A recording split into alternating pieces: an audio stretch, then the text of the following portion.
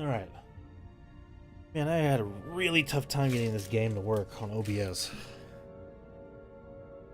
It just will not game capture. I have the display captured. So ignore anything weird you see. Alright, let's do this.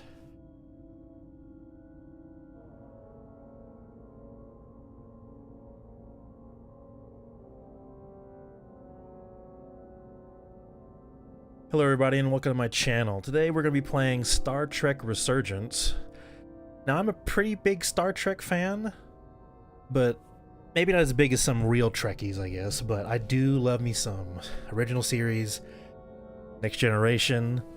I love Voyager because that's what was on when I was young. I watched a lot of Voyager. Watched a lot of Deep Space Nine.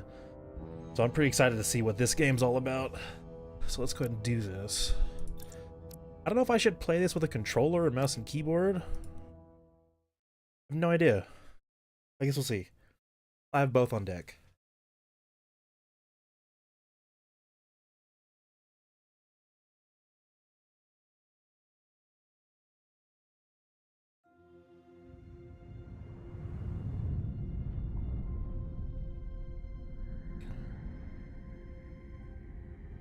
Okay.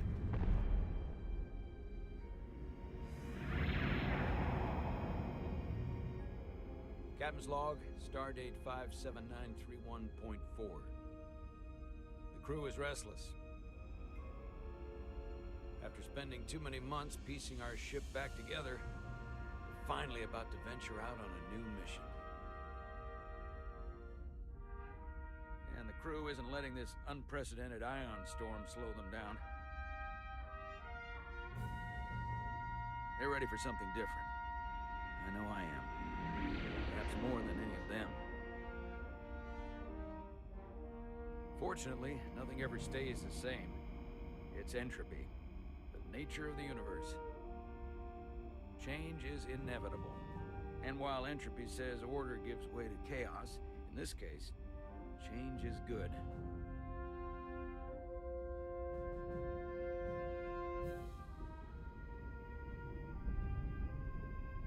Our new first officer is en route to the Resolute. Jara Rydek. I know she'll bring a welcome dose of new blood to the crew. First officer.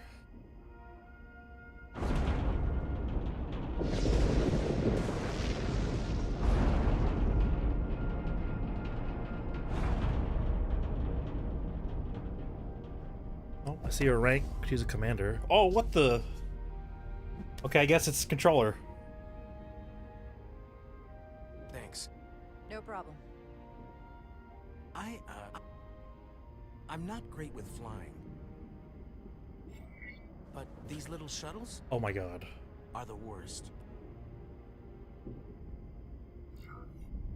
Here's a tip. Don't close your eyes. You'd think that would make it easier, but it only makes it worse. Look out the window, pick a star, and just focus on that. I'll give it a try.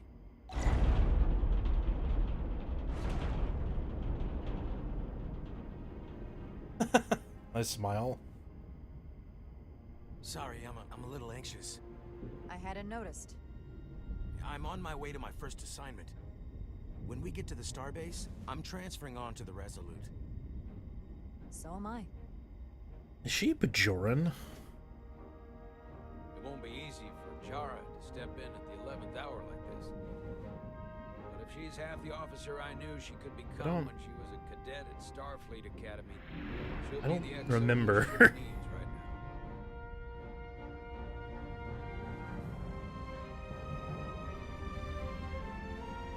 Hey.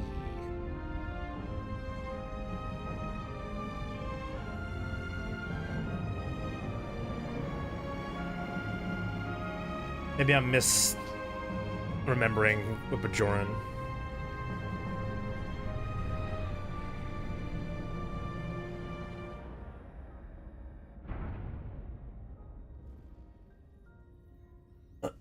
Hello, Jenny. Oh, hold on a minute. I gotta move this down.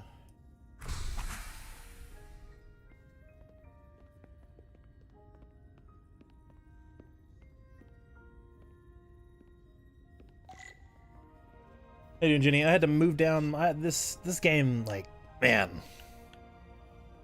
this game really did not want to work with OBS. So I had to move down the scenes so I could see your text on the screen.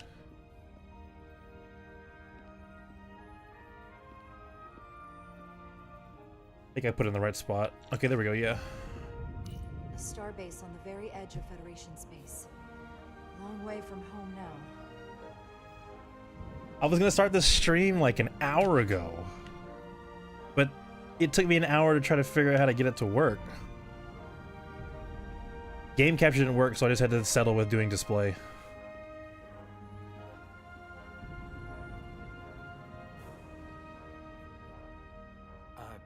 Commander? I'm not usually such a nervous wreck, by the way. I actually did well at the Academy. Oh yeah? Maybe you've heard of the Torvalin test? Sounds familiar. It's a tactical simulator that makes the Kobayashi Maru look like a picnic on Pintaris 5. Kobayashi Maru. I finished in the top 20. Not just in my class. I mean, all time. In the history of the Academy. Very impressive. So, there's that. Really? That's quite impressive. Thank you. It was tough. But you know, I set my mind to it and it paid off. Just got home. Perfect timing. Nice. Please place your hand here. Hold it there for a few seconds.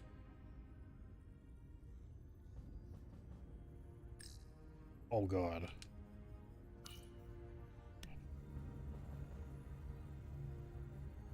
Top 20 out of 30 students.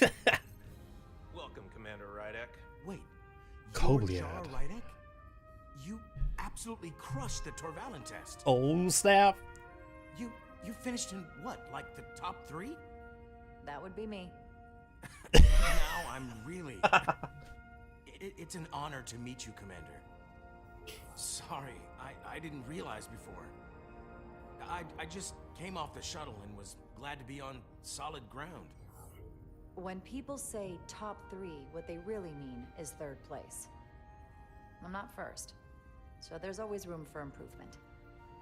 I'll, keep working then. I believe Commander Irma... I can't tell if that was humble or still bragging. Or a humble brag. See you on the Resolute. Or neither? I don't know. Oh! Weird. Why is that? Why is she floating? You okay? Man, this is a great start to this game.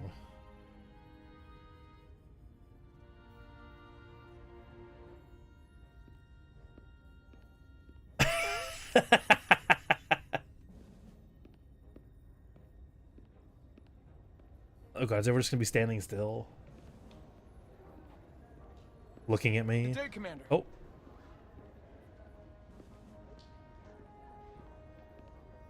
If I remember my briefing, Commander Irma is a Bolian, so I'm looking for someone with blue skin.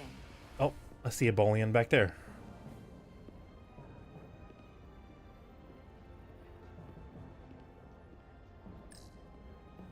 Starbase 128 has 4 docks. Wow. I'll replicate myself a meal once I'm on board. Excuse me? Excuse me.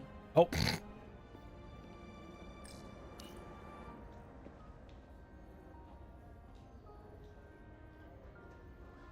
Welcome to the edge of the galaxy, Commander Rydek.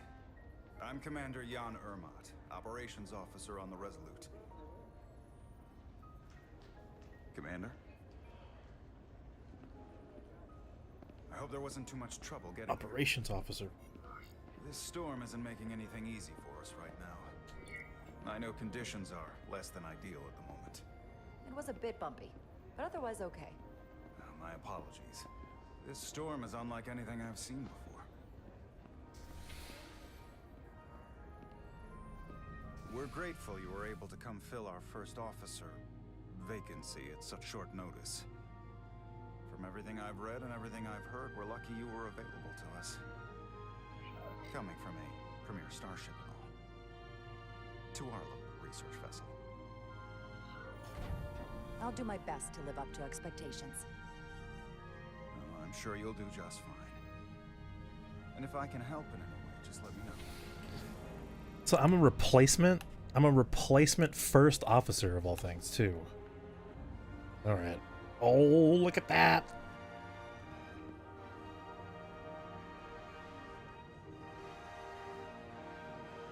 The USS Resolute. She may not look like much compared to the bigger ships, but as far as science vessels go, she can more than hold her own. And she doesn't look so bad considering 6 months ago she was nearly cracked in half, venting plasma, fighting for her life. It was an accident? The equipment malfunction. An accident suggests fault, but no one's to blame. It was a planned test, but the warp core was pushed beyond its limits. It destabilized the dilithium, there was a runaway reaction, and the warp bubble deformed. We thought we could reach a higher resonant frequency, but it was more than she could handle. Cost us our first officer and 22 of our crew. At the end of the day, we're all responsible for each other. That's what it means to be a crew. I can't even begin to imagine what that must have been like for you. I'm so sorry for your loss. Thank you. It does weigh heavy. There are some things you can't forget. Did you lose anyone close to you? Too many. And to that I'll just say, you have big shoes to fill. Listen, I realize you've known Captain Solano for quite some time.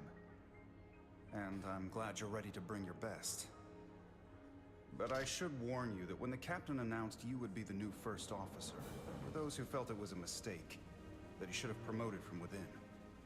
So you might want to tread lightly at first. Until they come to value your contributions as much as he does. Thank you. Always good to have a sense for what you're walking into. I just thought you ought to know. I appreciate it. Starfleet has assigned us a high-priority mission to the Hotari region. Explore the impact of your choices. Strong first impressions with Irma. Okay.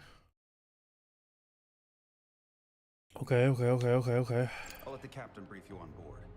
I know he's eager to see you. Will we be mission ready in time? We have every intention. The crew has been working around the clock to get the ship ready. There's still so much to do.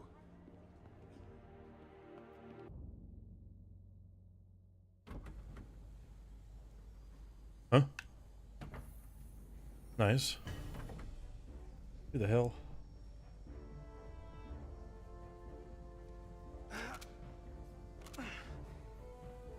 Stuck. I got just the thing. I don't recognize that rank. He must be lower deck or something. Plasma torch.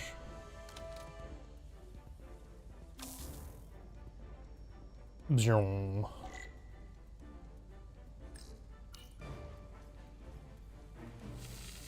What? Oh, whoa.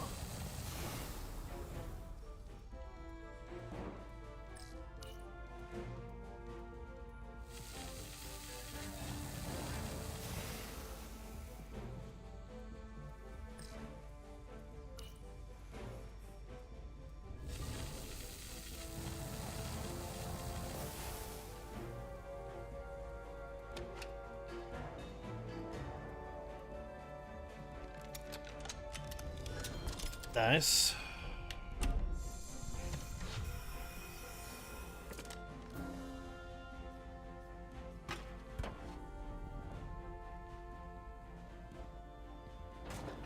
And that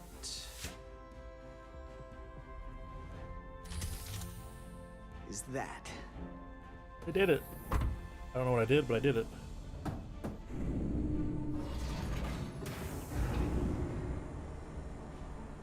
The lower decks. Alright, thanks, Gabe. I was right.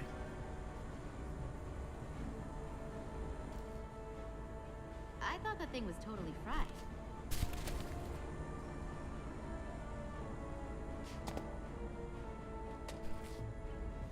Nice work, Carter. nothing to it, Nilly.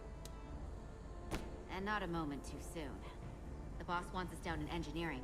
Like, now. This game is already testing my species knowledge. I don't remember what she is. There's a run? Oh, there is a run.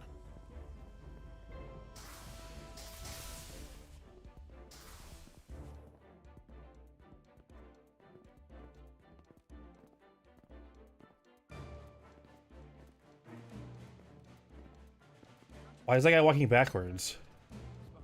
What the...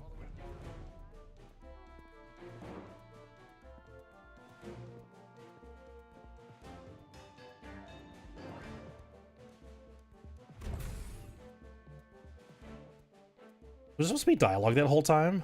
Engineer. Between them? I heard the new XO just arrived. Won't be long before we get underway. I just hope whatever Chovak called us down for, it's something good. I can never tell with him. I'd rather not end up degaussing plasma manifolds. Hanging upside down makes me queasy. What's the matter, Nilly? Afraid of a little hard work? A little hard work? Really? A little? 6 months of putting this ship back together is a lot of hard work. Yeah, and here we are. Just about ready to go.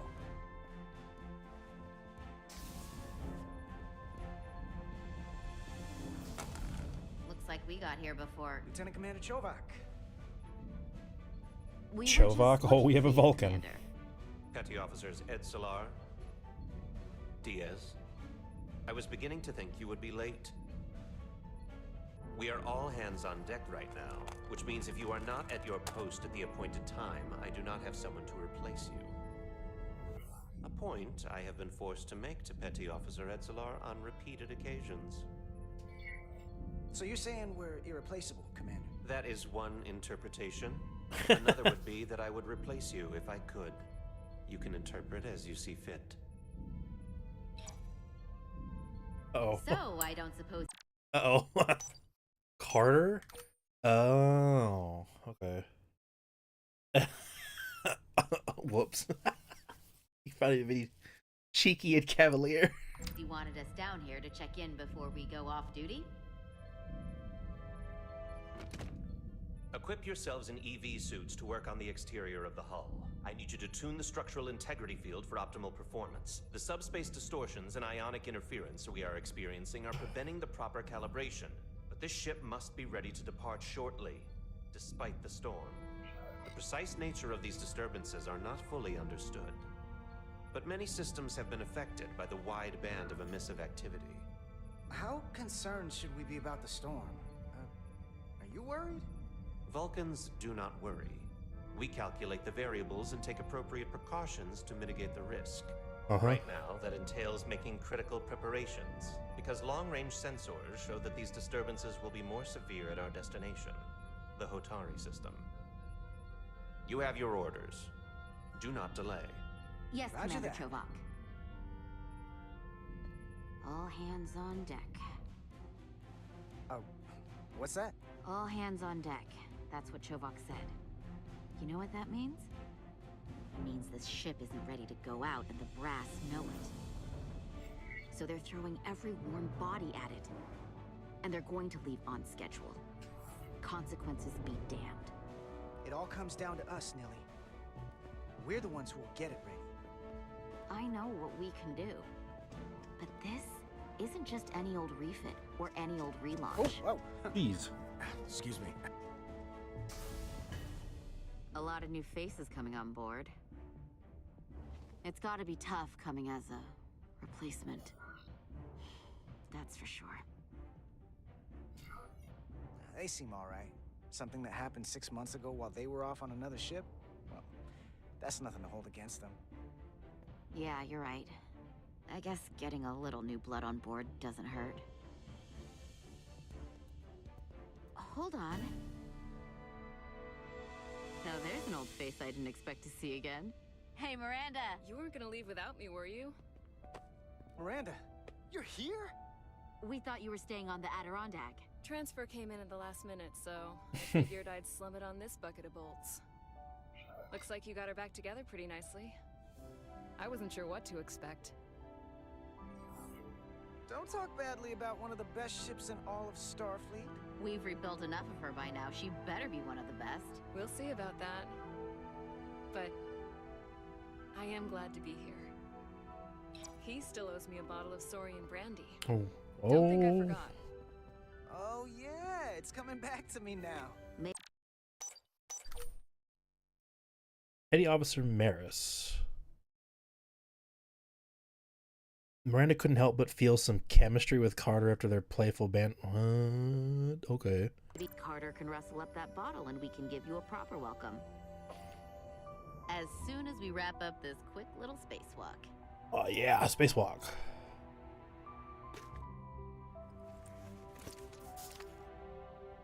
Here, let me help you. Thanks. So what's the word? Are you back in the security rotation? Yep. Still running with the usual suspects. Whoa. Good to go.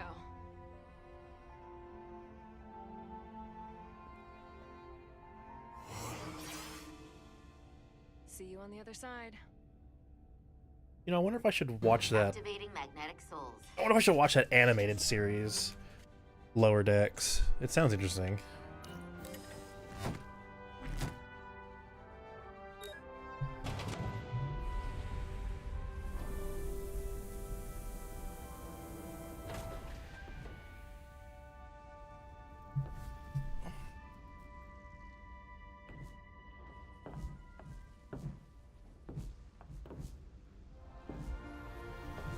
We in space, baby.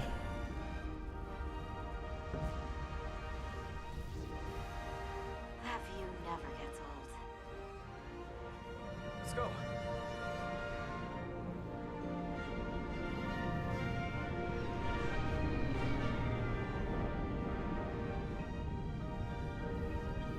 Pretty cool.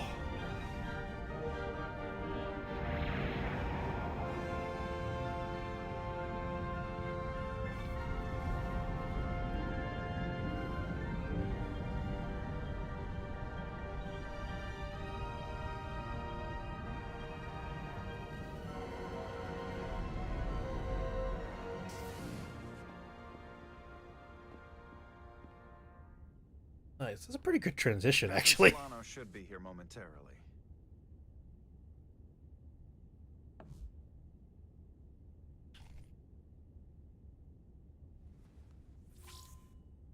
You'll have to forgive me, I don't know much about Kobliads. But my understanding is you need a steady supply of duridium to keep your cell structure stabilized, or bad things start to happen. Kobliad. And we have plenty of duridium in sickbay, so there's no risk of running out. Thank you. Feel free to make yourself at home. And help yourself to whatever you like from That the doesn't sound familiar, is it? Like, is it a new species specifically for this game?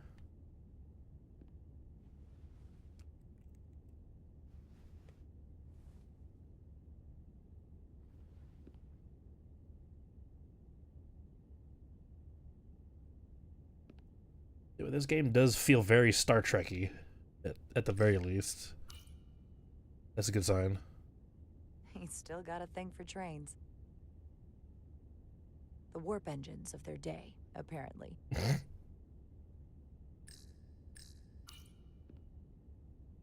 We'll be out there soon. Going where no one has gone before.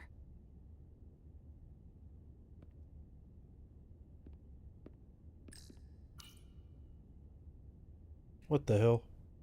I can't believe he keeps this around. Don't even know where mine is.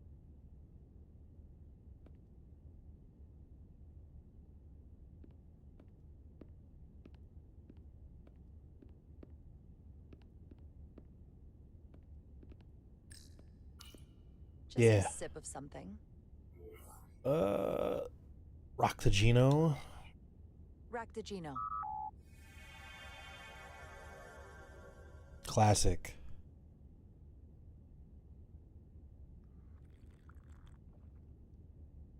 That sure has a kick.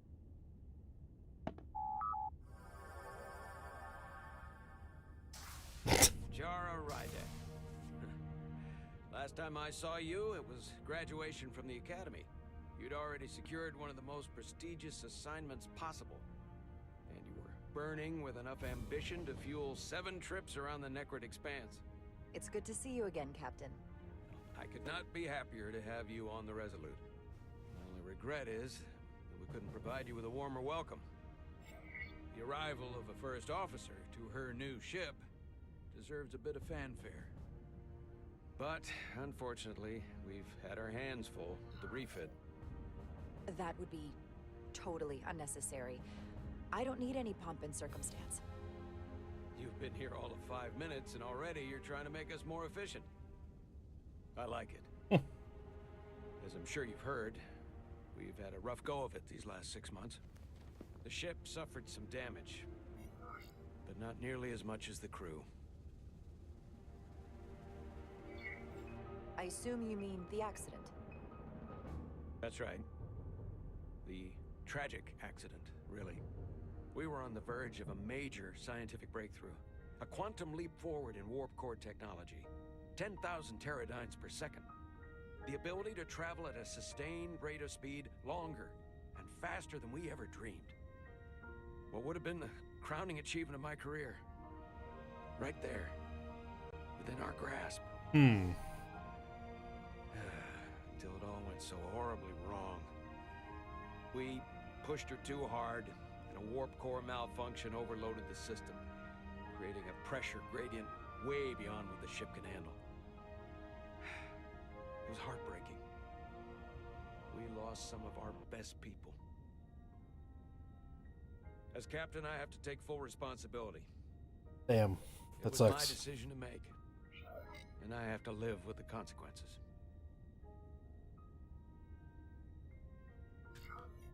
We all know the risks when we sign up. There are no guarantees. As much as we tell ourselves otherwise. True. But as captain, my job is to mitigate and manage the risks as much as possible. And that's where I failed. In my defense, I will say, I might have avoided the whole ordeal if my senior staff had been willing to trust me. There was a lot of pushback from my former XO, and I think that cost me his confidence. I don't want you to pull any punches. Certainly not on my account. But once we decide on a course of action, I need everyone to fully commit to the mission. Anything short of that just won't work. And that's when things start to go sideways. And what happens if they don't? There's a chain of command for a reason. We all have our orders. That's true. Everyone on this ship should know that. Sometimes the occasional reminder doesn't hurt. Look, I'll be blunt. We can't afford another mistake. Or at least I can't. I feel like my career is hanging in the balance here.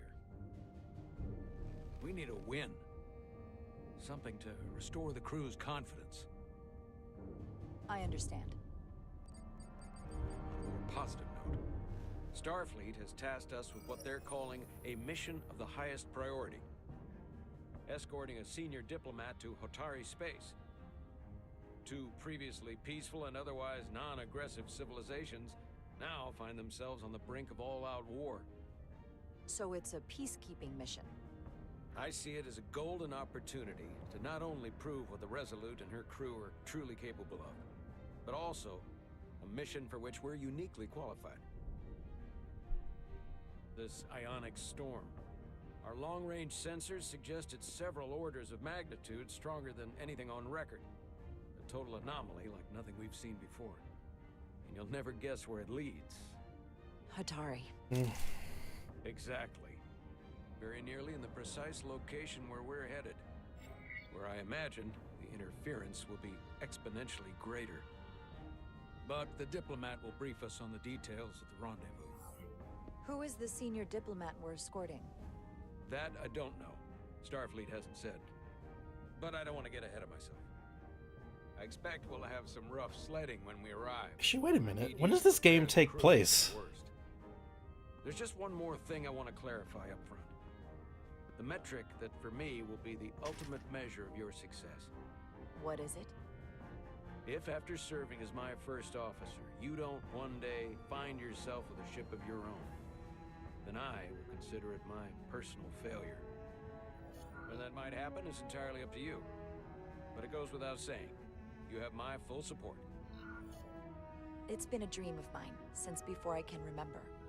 So I would be honored to become a captain someday. As long as you're willing to do the work, you have my promise. I'll do everything in my power to see that it happens.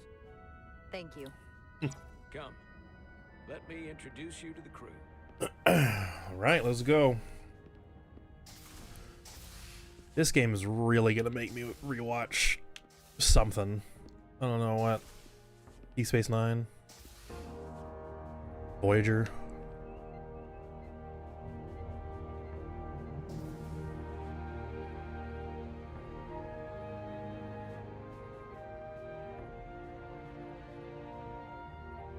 Judging by uniform to sometime after Voyager. I'd like to introduce Commander Jara Rydek, our new first officer. Some quick introductions. This is Lieutenant Handar, our helmsman, one of the best in the business. One of? Well, what he lacks in humility, he more than makes up for in ability. A pleasure to meet you, Commander. Likewise. Next, we have Commander Westbrook, our Chief Science Officer. I've come to rely on his expert counsel on a regular basis. Pleasure. Commander Rydek, it is such an honor to meet you. This is our tactical officer, Lieutenant Bedrosian, who's been looking forward to meeting you for about as long as I can remember. I've been following your career for quite some time, and I look forward to learning as much as I can from you. You've heard of me? Well, I have to admit, one of the reasons I've followed your career is because you're part Kobliad, because of what you've overcome. Starfleet stands up for people who can't defend themselves, and you were one of those people once. But since then, you've done so much to protect others who need it. I really admire that. So, you've been something of an inspiration to me. Not that I've done anything close to what you've done, but you definitely set a standard to strive for. I don't know what to say. That's incredibly flattering, thank you. I hope someday I can follow in your footsteps. I'm sure you will. And then, of course, you've already met Commander Ermont. Please, do everything you can to make Commander Rydek feel at home here. I'll be on the starbase. I have an urgent meeting with the starbase commander to get our authorization to get underway. If they drag their feet any longer, we won't make our rendezvous. The bridge is yours. Yeah, judging by the uniforms, this takes place sometime after, I think, First Contact? I think First Contact was the first time they used these gray overcoats. Wait, what was this? Tactical Hollow. Tactical hollow dais. Just like they've got on the Excelsior. Sweet. Operations. Staffing, supplies. There's a lot to keep track of on a starship. Good thing we have Commander Ermont.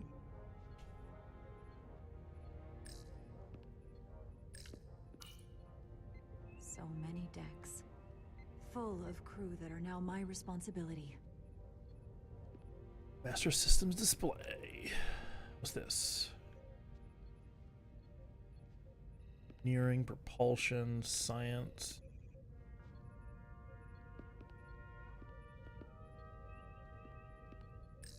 Science station. The Resolute is a science vessel, primarily. Might explain Commander Westbrook's attitude. I'll have to speak with him later. Aren't they all technically science vessels, or supposed to be at least? The first officer's seat. My seat. Right now, though, I need to fill in for Captain Solano. Yep, time to sit down. Begin command. Oh my god. Commander, Chief Engineer Chovak needs to lower the structural integrity field. He's sent a crew out to recalibrate the emitters in response to the danger posed by the storm. We just need your go-ahead. Permission granted. Lowering structural integrity field. Now. Entering maintenance mode. Condition blue. Well, that's definitely gonna... something's gonna happen.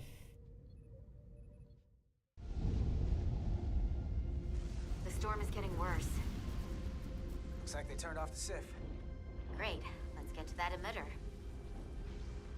Y'all better hurry up.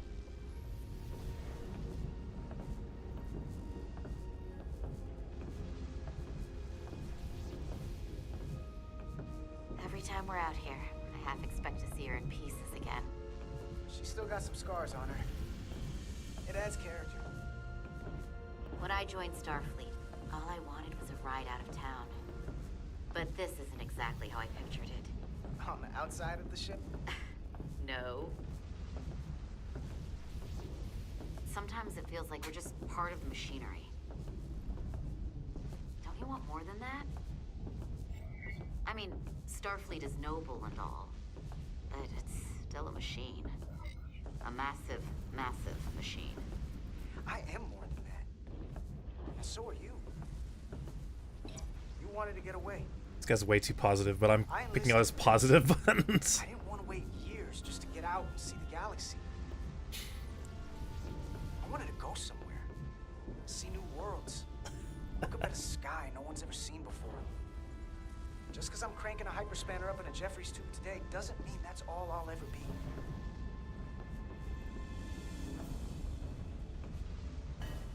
Diaz to Commander Chovak. We are at the SIF emitter. Acknowledged. You may proceed with the recalibration.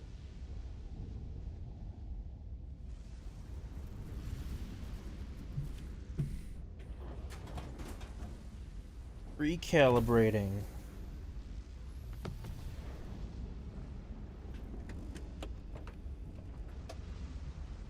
What we got here?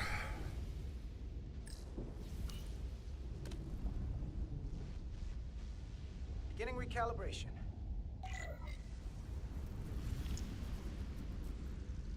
Two nodes this to center the circular indicator.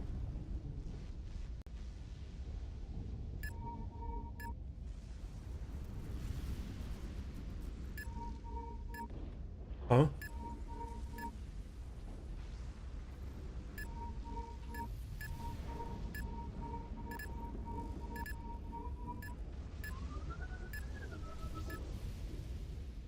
I don't know what I just did there, Looks good. but whatever. That wasn't so hard.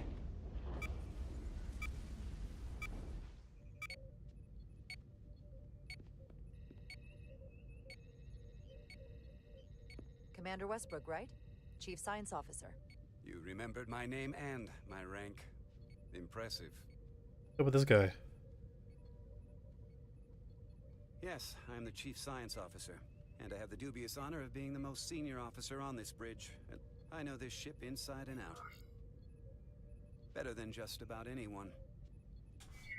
What a very impressive list of credentials.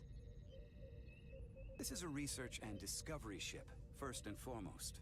Now with a former tactical officer as its new first officer. I'm curious, though. A Kobliad, or half in your case, is an odd choice for first officer, given your vulnerable condition and all. But if, as an example, we found ourselves in a hostile situation, and you were suddenly incapacitated because you needed an infusion, what would happen then?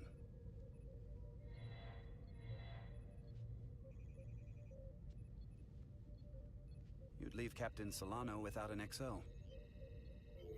Granted, that would be a worst-case scenario, but not outside the realm of possibility. Captain Solano's familiar with my condition. This guy's a Sure, prick. it factored into his decision. So I'd have to say it's not a problem. But we should probably have a contingency plan just in case. Listen, can I be blunt, Commander? I see no reason to stop now. Commander Sutherland, your predecessor, was one of the best first officers in all of Starfleet. His record was impeccable and his reputation was without equal. I mean no disrespect, but the shoes you're stepping into are almost impossible to fill. He was loved by the crew. And he was one of my closest friends. Oh, I want to pick A so bad, but I'm going to do Y. To expectations. I don't think I could ever replace Commander Sutherland. and it would be a mistake to even try.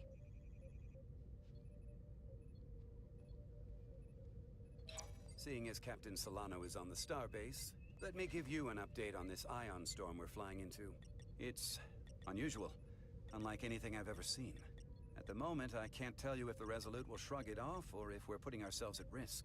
However, if we learn more about its patterns, its nature, we can come up with a scientific countermeasure. Just a moment. Uh-oh. Red light. That guy's Bajoran. Okay, that guy is Bajoran. I remember that. Okay. We've got a massive energy wave inbound. On screen. Oh my god. Tracing its trajectory. Starbase docking clamps are holding.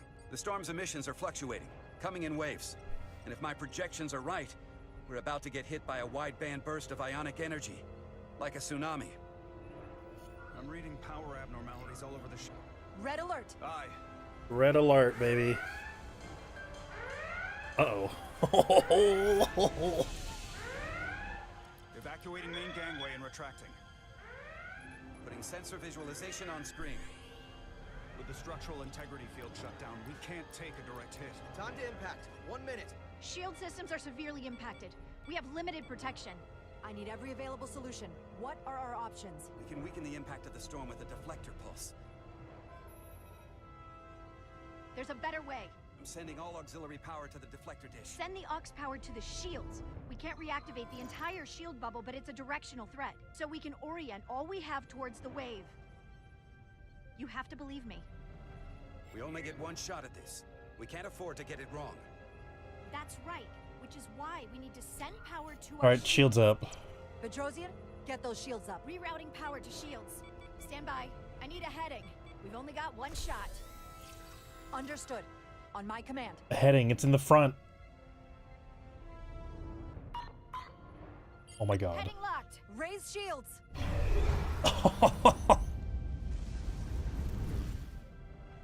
This is it. All hands, brace for impact.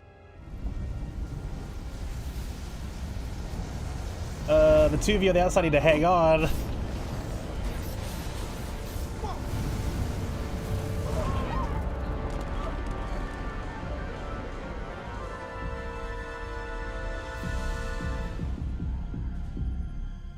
What happened?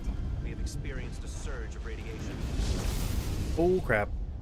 Oh, you don't say. This radiation supercharged the plasma, forcing it to backflush through the system and creating a dangerous imbalance. Can you blow out every primary system on the ship? Just tell us we need this. I need you to traverse the hull to the access port to recalibrate the port nacelle plasma regulator. Okay.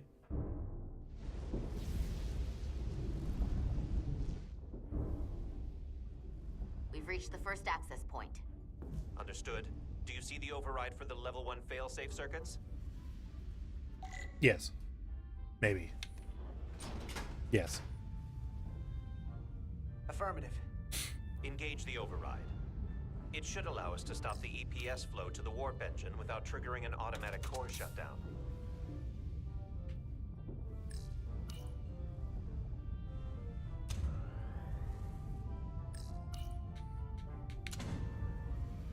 Failsafe override engaged. Are you sure? I am registering some crosstalk in the bypass circuit.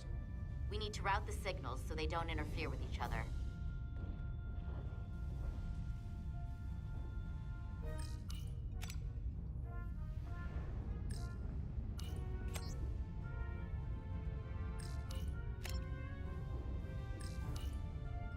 Easy. Man, space is easy. Diaz to Resolute. The failsafes are temporarily disabled. Moving on to the EPS regulator. Heads up, Carter. What is that?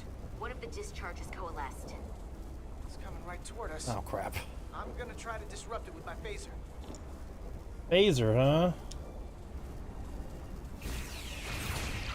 Oh, the classic noise. It's so good. So we gotta climb up the pylon. Not that there's really an up, but, you know.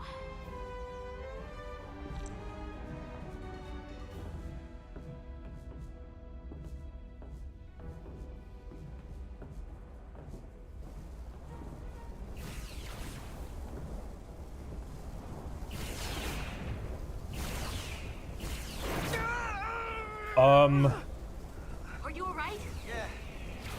Crap. Most of it. Snuck up on Where did that one come from? Damaged your suit. Oh my god. 60%.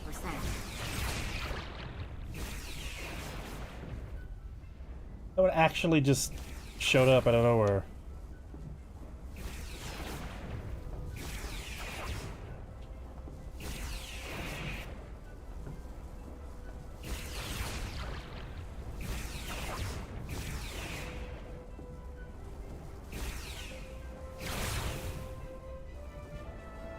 We're almost to the regulator.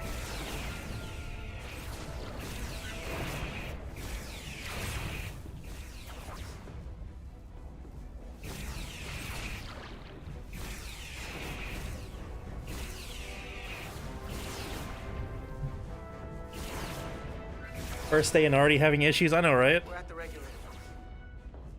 Opening the access panel. I am now halting the EPS flow to the port nacelle. We have little time before it causes an overload Listen, of the engine. listen, Ginny, she's trying, okay? Efficiently. Oh, come on.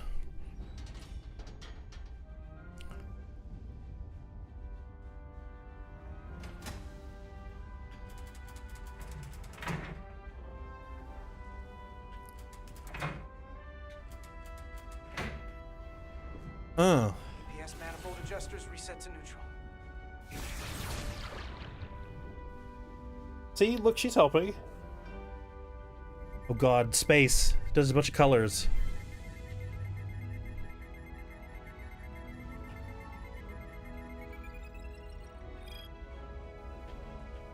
The EPS lines to the port warp engine are back in balance. Okay, I don't know what I did just then, but it worked, I guess. Cycle the manifold nozzles, Chobot can... Uh-oh. Only a cutscene. Oh no! Hey, what a first day. Yo, hold on a second. This is really bad. Hello?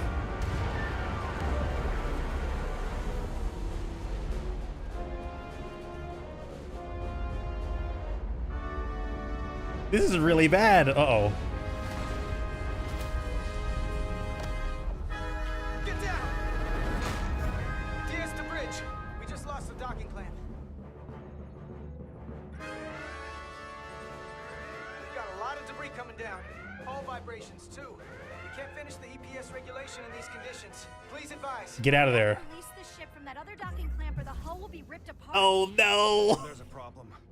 The clamps are supposed to disengage automatically in an emergency, but it's not working. Of course it's not working. What are our options? The docking clamps are fitted with exploding bolts for an emergency release. We've got crew out there. That'd be like setting off a bomb next to them. Maybe there's another way. Starbase is hailing us. Put him through. Resolute, the remaining mooring arm is failing. You need to disengage from the starbase now. The damage to the station will be catastrophic. We have crew outside and are looking for the We have safest way people to... on this station. If that mooring arm breaks, we could lose dozens of crew. Commander, Oh, hear me out. jeez. Reverse the polarity of the hull, which theoretically will repel the docking clamps. And repel the engineering crew right off the hull into the storm. This is Captain Solano. Put me on screen. Go ahead. Captain, we have a situation. Commander, what are you doing? Blow the bolts on the docking clamp. The captain doesn't know the whole story. I'm giving you an order. Jara? Captain, you brought me here because you trusted me. Can you trust me now? You better be sure you make the right decision. The captain made himself... Oh my god, dude, what the hell? Get hammered with debris out there. Reverse the polarity. No, I'm not losing anyone on my first day, alright? There is protocol. And there are lives. What is the holdup? We're going to blow the bolts. Starbase, stand by. We'll warn our crew to take cover. Get it done, Rydek.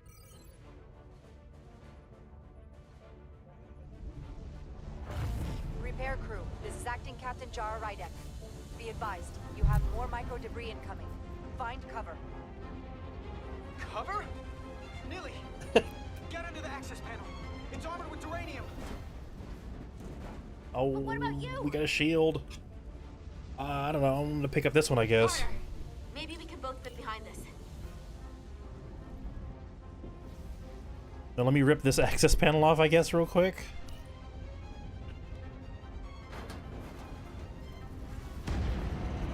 Oh god. Hurry! Oh no! Ah!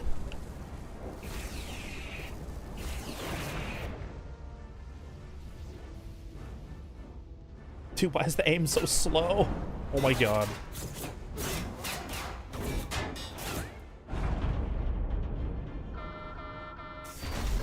Plasma imbalance is reaching critical condition. We are moments from primary system failure.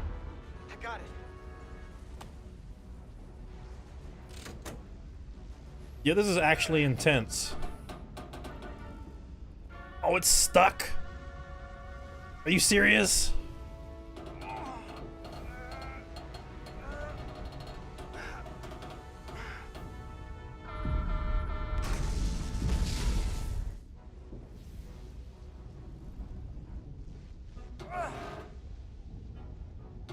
Oh my god. Please.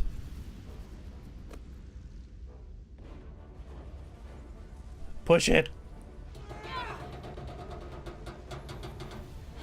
Yes.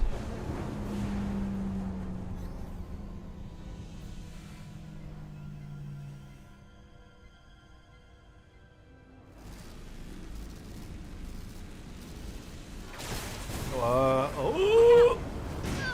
Damn. Oh no. Oh no. I got you. Petty Officer Etzelar's hurt and unconscious. I'm gonna have to tow her back to the airlock. Mr. Diaz, the situation has changed. You are at risk of triggering a substantial electromagnetic arc if you approach the main hull the way you came. But Commander, the way we came is the nearest airlock. There is an auxiliary hatch near you on the far end of the pylon. You must bring Miss Edselar there to access the interior. Oh god. Okay. Roger that. Going there now. Jesus.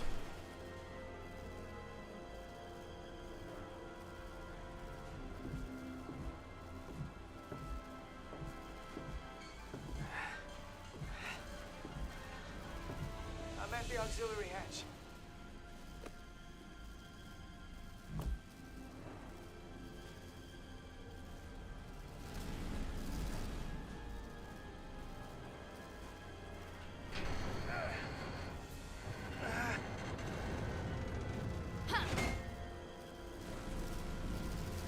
You go first. What? Let me save your neck this time. No. I'll push you in. On this. Get in there. Not on your life. Let's not let it come down to that. Hey, get your butt in there. The heck?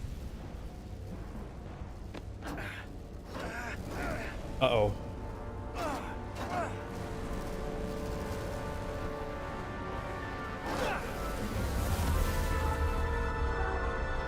Oh god.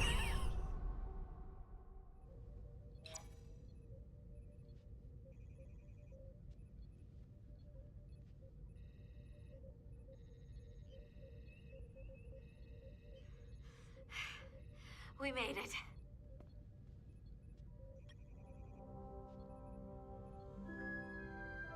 They're safe, bringing the SIF fully online. Jeez, why was that so stressful? Oh my.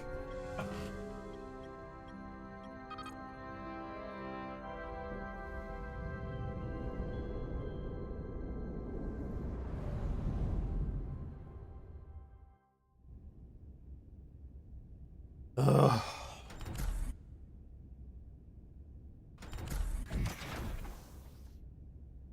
Nilly. I'm good. Help me with him.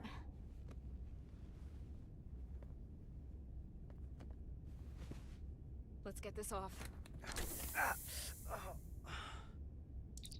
Medical. Got one wounded at my location. Carter. You don't look so good.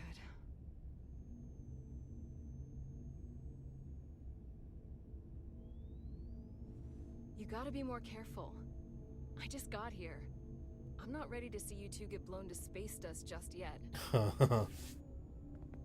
Now let's get you down to sickbay. Ugh.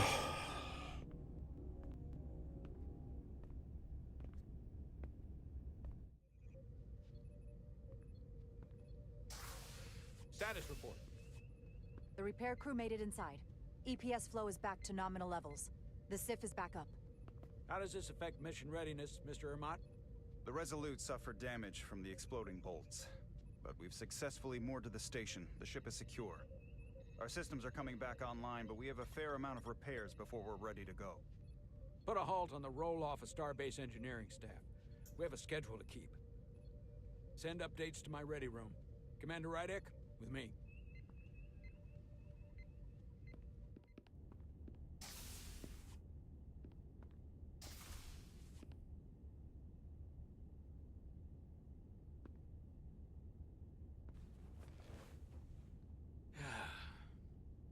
What a debacle. I was caught with my pants down. Not even on my own ship when the wave hit. I had to go running out of the Starbase commander's office just to... But you followed my order. I appreciate that. Hell, I'm relieved. You're the captain of this ship. You give orders, and I'll execute them. That's right. But you see my problem, don't you? They were all against me on that bridge. And they were ready to go against my orders. I'm not blind to it. I think you're wrong about that. You still have the respect of the crew, and we have bigger things to deal with. We have a high-priority mission ahead of us and a lot to do to get ready. We're going to have a pretty big problem if I can't count on the bridge staff. To say nothing of the rank and file.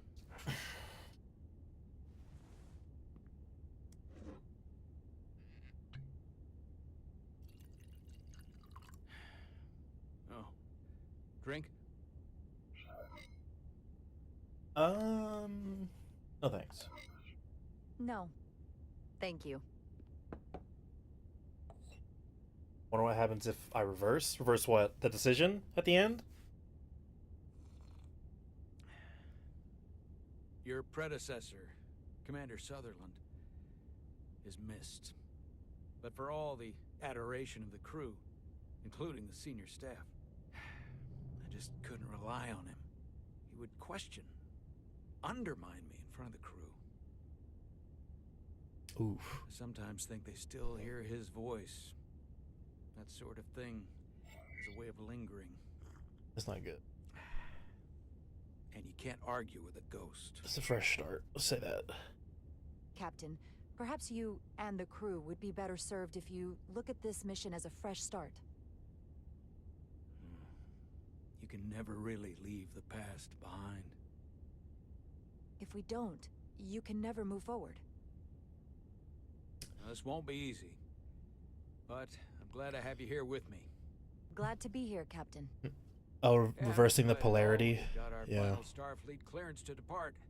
So if you'll fetch Mr. Ermot, we'll knock out the final details of any outstanding repairs, and then we'll set out for Hotari. Yes, sir. Utari. I don't know. It said, like, I mean, yeah, it said they would basically get blown off into space. Here we go. Which would have been interesting. I might have just killed them both.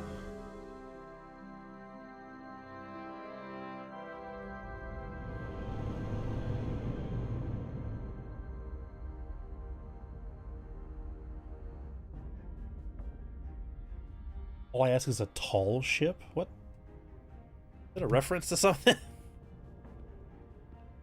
That I'm missing?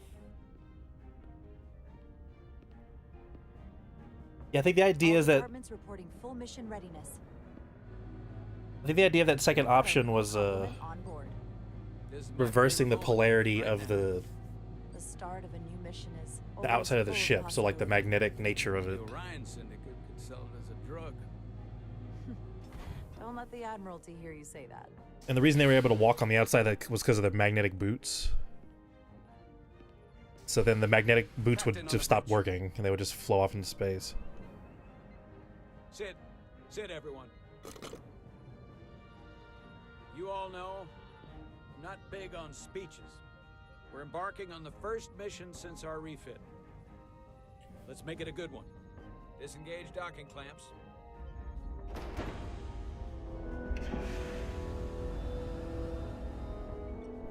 Docking clamps released. Thrusters ahead, Mr. Handar.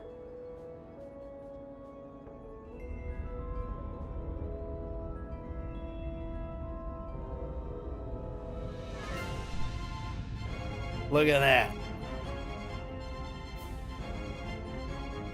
My own spaceship.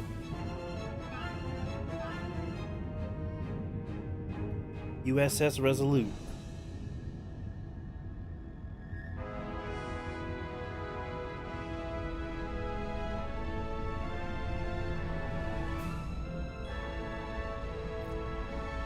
No Enterprise, but it'll do. There, that should do it. Set a course for the Hotari system. Prepare to go to Warp 8. Aye, Captain. You know what? You take this. Oh no, I have to say something. What do I say? Engage? Make it so? Oh, engage! Let's do it, engage. Engage. Let's go!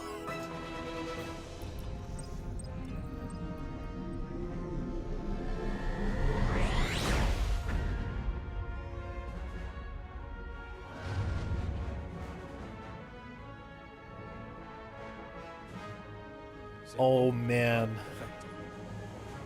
I'm about to rewatch every Star Trek show after this. Oh! Easy. Thank you. I'm fine. Really, You don't look so good. Excuse me? Hello? What's going on? Deuterium? Uh-oh.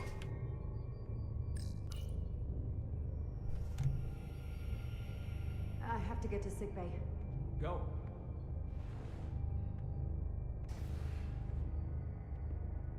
Dang, how'd he get this bad so quick? Help me get her inside. Jeez.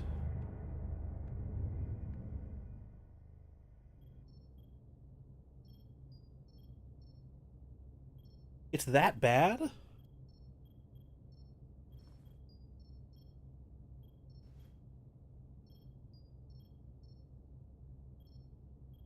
Well, that was quite a scare.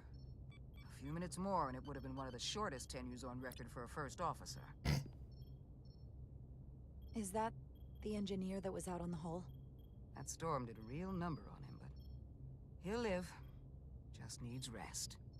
You should worry about yourself. Your deridium levels got dangerously low and destabilized your cell deridium. structure. This is definitely one of the more memorable first days I can think of. No kidding. My name is Dr. Aram Duval, Chief Medical Officer. To be honest, I've never met a Kobliad before. You're rare. I know. I was going to say special. Your people's numbers have dwindled, despite the Federation's efforts to find a more readily available alternative to the deridium you need to survive. Yet you joined Starfleet and managed to thrive. I imagine the responsibility must be overwhelming. Maybe even a burden at times. I know what it means. And I know the responsibility that comes with it. But I can't be anything more than who I am. And if someone has a problem with that, or expects something else, then that's their problem, not mine. That's exactly right. And don't worry, I won't treat you like a science experiment. I just do the science and leave the experiments to Solano. You don't agree with his methods? I don't agree with his definition of acceptable risks. Not when the lives of your crew are at stake. My professional opinion is that the accident took a toll. More than he's willing to admit. Alright, I think I know where this game is going. Overstressed, operating in the pressure cooker of his own mind. Which is never a good headspace when the lives of your crew are at stake. What concerns me is that now he's even further away from the thing he's been chasing his entire career. Breakthrough discovery. The major innovation. Something he can put his name on. The more the time passes and the further out of reach it gets, the more risk he'll be willing to take. I'm the first officer. I have to say the first thing. People become become blinded by their own ambition. I think after what happened, Captain Solano's learned his lesson. And whatever ambition he once had is on hold for a while. He may say that, but we'll see what happens. I have to admit, I was concerned when I heard what happened over the bridge. You just followed Solano's orders despite having better options in front of you. Huh. I guess word travels fast around here. It's a small ship, and everyone's curious about the new XO.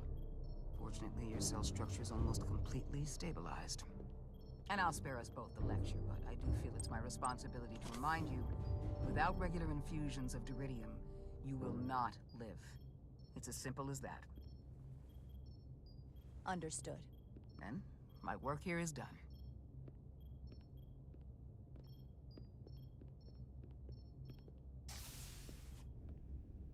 Lieutenant Bedrosian. I came to see if you were okay. We were all pretty worried on the bridge. Dude, this lady is a No one knew what fangirl was happening. of me. I don't want anyone to worry. This is just part of who I am. It doesn't define me. Of course. I completely understand. And I would probably feel the same way if I were you. You trusted me earlier with the shields, and I appreciated that. I want you to know that I have your back. Thank you.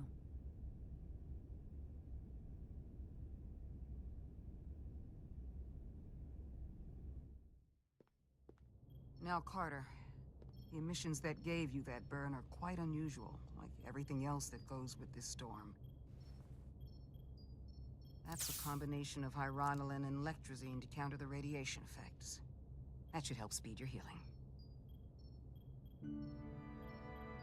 She's come by a couple of times to see you already. Well, hello there. Be brief. It's good to see you awake again. I was starting to get worried. Not that you aren't in good hands with Dr. Ball. You did take one hell of a shot, though. So, be honest. How bad do I look? You look rugged. Rugged? Okay, how about heroic? Millie was looking in on you too, by the way. But since it's just us right now, I had a chance to think about this while I was away. And I thought it was important that I just come out and tell you. Instead of tiptoeing around it. Or worse, leaving it unsaid. Oh, snap. It's okay, Miranda. You can tell me anything. I know that. Then come on. Just spit it out. I'm trying. Let me talk. What I'm trying to say is, we've been really good friends for a long time.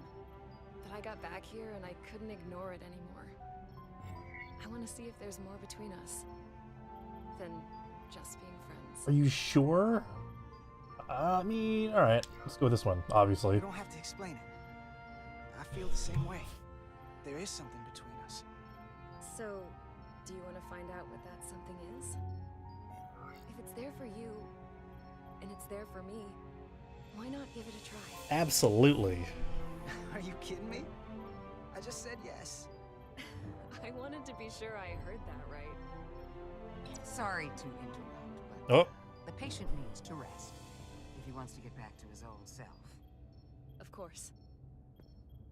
I'll see you again soon.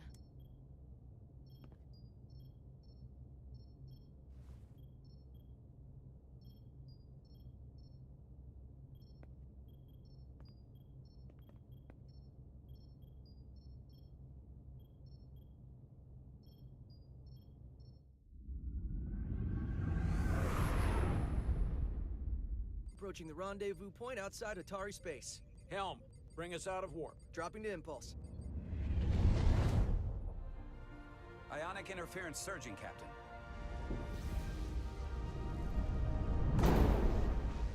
Shield integrity holding. We can take it. We are at the correct coordinates to meet the shuttle. Commander Rydek, find us our diplomat, if you will. Aye, Captain.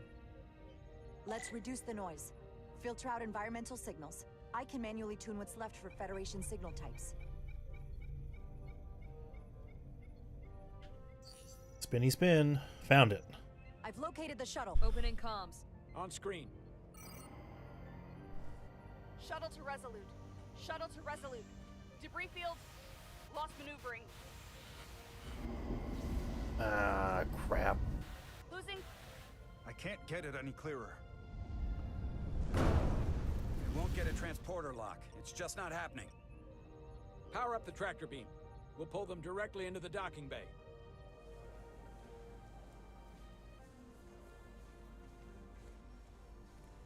Diaz, you good to run the tractor emitter? Yes, sir. You sure? I'm sure.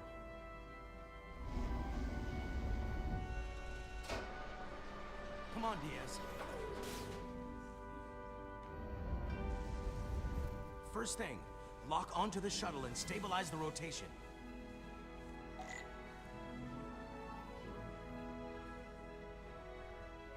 Locking on, baby.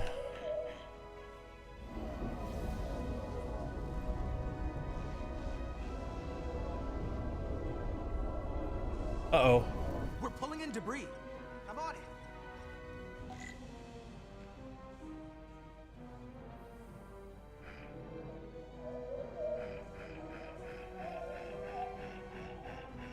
Oh crap, there's another one that's getting too close.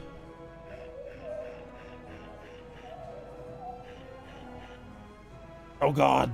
Wait, this is terrifying. Okay, good to go.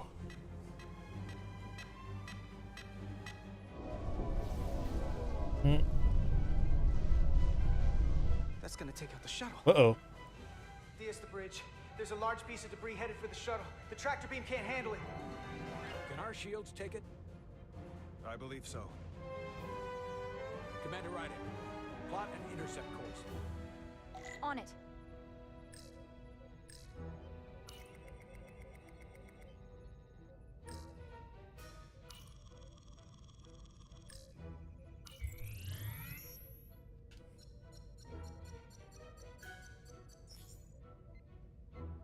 Here we go. Maneuvering thrusters bearing 53 Mark 17. 200 meters on an intercept course. Maneuvering. 200 meters is pretty close. All things considered. Oh! Got it. Whoa! Someone's working hard on the bridge.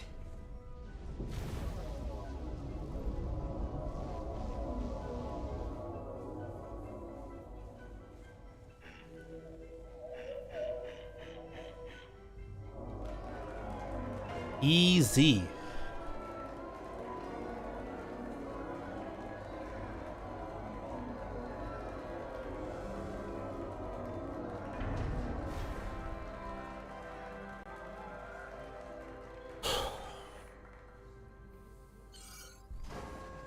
We got the shuttlecraft on board. Good job. We're on our way down to meet them.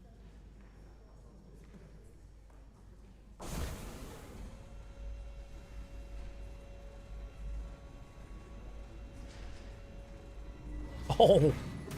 Wait, no way. So to speak. It's Spock. Ambassador Spock. Oh shit. It's Spock.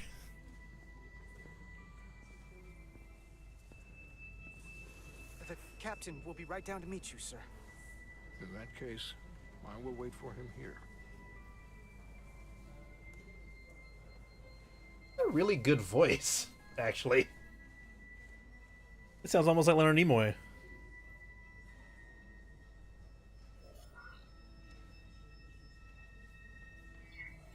Apologies for the landing, Ambassador. I was operating the tractor beam, sir. I take responsibility. Our arrival was the smoothest part of our journey. Your artistry with the tractor beam is commendable. We thought we were prepared for our arrival in Atari space, but it is evident my craft was not sufficiently robust for such intense ionic activity. Well, he sounds really close to Leonard Nimoy. That's pretty good. Intense. There was an element that was most unusual. Before you came to our aid, our maneuvering thrusters and impulse engines were rendered inoperable. So we attempted a short traversal at warp speed, only to find that we could not achieve warp at all. even though our diagnostics computer showed no faults or anomalies. What do you make of that? When all indications say that warp speed is possible, but in practice, we find it is not. Well, this storm is one of the strangest phenomena we've ever encountered. It's disrupted other systems. Who knows what it might do to a warp drive? Yes, it would seem further investigation is called for. Take readings, run some additional diagnostic checks, and we'll get to the bottom of this. Quite logical. Petty Officer... Carter Diaz. Sir. Thank you. Ambassador Spock. Excuse me. I'm honored to have you aboard. I'd like to get right to it. We're already behind.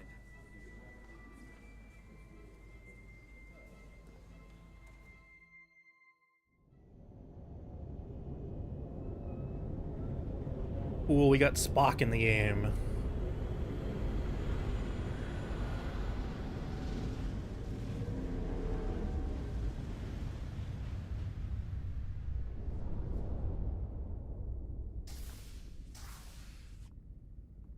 Ambassador Spock, my senior staff.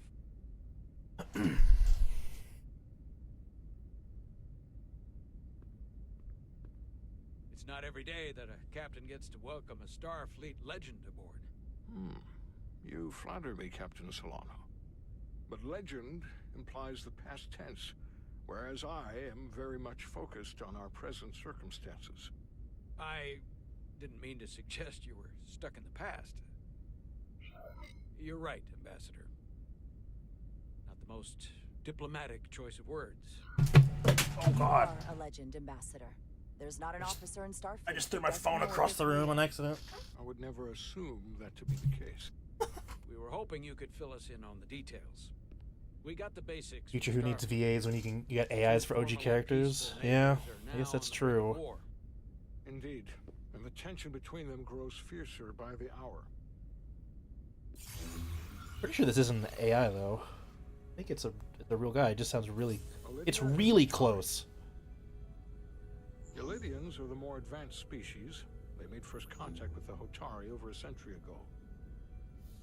This is Tau, the Hotari moon. It is rich in dilithium, and for decades, the Hotari and the Illydians have shared a mining operation there. The Illydians provide the technological resources, while the Hotari have served as the labor force. Ooh, the stability of that arrangement was the source of their peace, until recently. The Hotari have suddenly and forcefully seized control of the mining operations and expelled the Illydians from their system. Huh? That is the official story, as told by the Hotari when they requested Federation mediation. But the details remain scant. Communications between all parties have been limited by the ionic interference. Have the Illydians retaliated against the Hotari? Or taken any action against them? Surprisingly, they have not yet responded in kind. They were open to a Federation presence, but it is unlikely the relatively primitive Hotari forces would stand a chance against the Illydian fleet in open war. Left unchecked, this conflict will result in more bloodshed, which is what we are here to prevent. And the dilithium trade hangs in the balance. Clearly, the Hotari have been exploited in this relationship. Maybe we can persuade them peace is the more profitable alternative for everyone. They both profited from the mines. And for the Hotari, something is better than nothing. Peace is our objective, after all. The Hotari just won their independence. It's hard to believe they would give that up just for profit. I agree. It would be exceedingly difficult to bring the Hotari to that position. Neither the Illydians or the Hotari are members of the Federation, so we can't make them do anything. There is an additional complicating factor I should mention. In the past, the Federation has relied on the Illydians as a source of dilithium. That certainly changes things. Federation sources its dilithium from a lot of places. Yeah, and this is one of them. That means the Hotari have no reason to trust us. I wouldn't go that far, Commander. We are completely neutral in this matter, on neither one side nor the other. Any suggestion otherwise would compromise our position. Yeah, no kidding. Given the Federation's involvement in the Iridium dilithium trade, Captain Solano and I must make every effort to appear neutral in these negotiations. What worries me is if this whole thing unravels, and we're at the mercy of the storm at less than full strength. We can't let it come to that. Considering what the Ion Storm has done to our ship, and the Ambassador's shuttle, we have to assume the Ilidian fleet has had problems with it as well. This recent surge in the energy disturbance temporarily levels the playing field. Commander Westbrook is correct. The energy anomalies around the Hotari systems have been noted in the past. But they have never been observed on the orders of magnitude we have seen in recent weeks. That may answer why the Hotari were able to strike back after so long.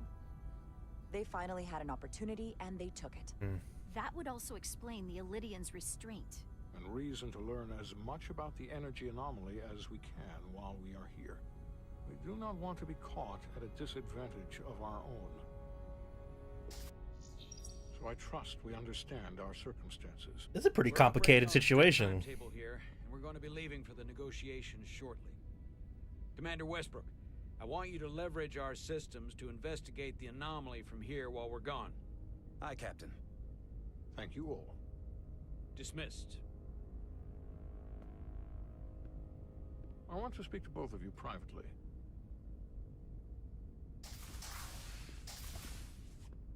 Ambassador Spock, I'd like to make a formal introduction. My first officer, Commander Jara Rydek. Commander, as you are aware, there are limits to what Captain Solano and I can do in our official capacity as representatives of the Federation. But someone in an unofficial capacity, your first officer, for example, would not be bound by those restrictions. Oh my god. Commander Rydek could ingratiate herself to certain parties behind the scenes, where they may be more candid in revealing information that could lead to a resolution. She certainly goes her own way. Maybe that helps in this case. Not a diplomat. It would be unconventional, but I'm not opposed to it. With all due respect, Ambassador, I'm not a trained diplomat.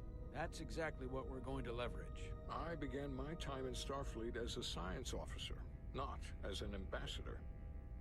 We must be adaptable in the line of duty. Well, I hope Commander Rydek will have more luck finding out what really happened than we will through official diplomatic channels. The fate of the negotiations, the interests of the Federation, and the prospect for peace will very well depend on it.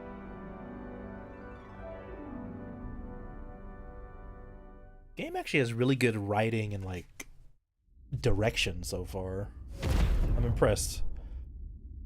The gameplay and the visuals are a little sus, but you know, whatever.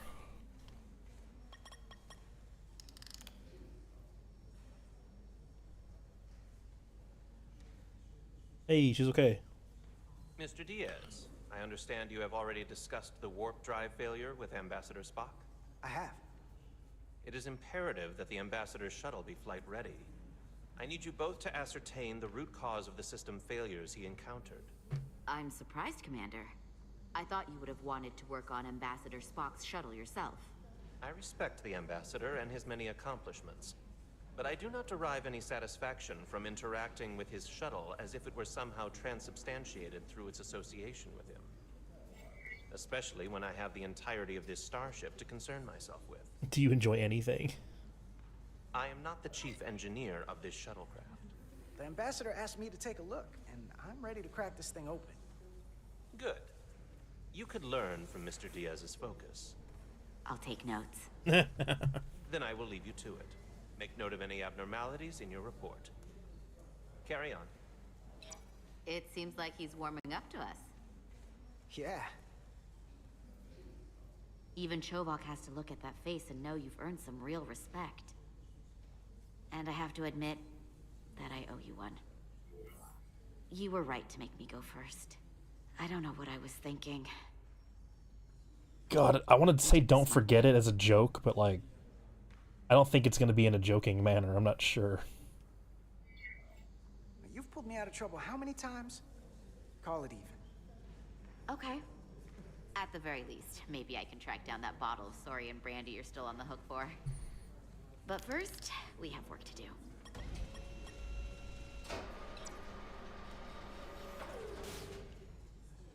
Ready to go? All set. Let's run the diagnostic. Oh, I get to run diagnostics. Oh, by pressing the diagnostic button. I can't. How do my fingers work? Oh my god, dude.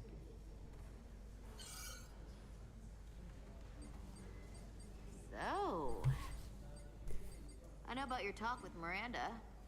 You do? She sent me a Priority 1 dispatch right after your conversation. I'm happy for you. Priority 1 Both of you. dispatch. Thanks. But I'm only going to tell you this once. Don't screw this up. Because I would be very unhappy if you tried this out and then, I don't know, 6 weeks or 6 days later, I have to start splitting holidays between the two of you. All because things went south and you're not on speaking terms. That just isn't gonna work for me. Are you upset? Not on your life, Diaz. But you need to be careful. I like my friends and I like our group. I don't want to lose that. Is that thing done? Yeah, it's wrapping up. Let's see. The relays along the primary EPS are blown. The backup relays are all intact. An EPS overload from the warp drive could cause that. But how did the shuttle end up dead in the water? Huh. Well, maybe the ship's data recorder can tell us something.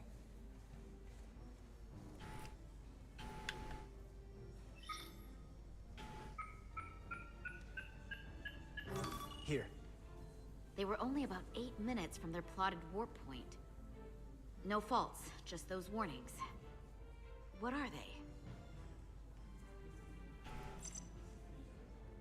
Subspace variance out of tolerance. What does that mean? It means the main navigation array lost sight of space somehow. Will the array going offline cause that? Yes, but it should have also thrown a fault code. Hmm.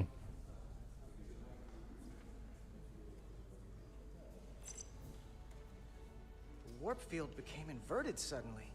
I've seen this happen when the center warp coil cracks. A cracked warp coil throws a fault code. Still, we should take a look.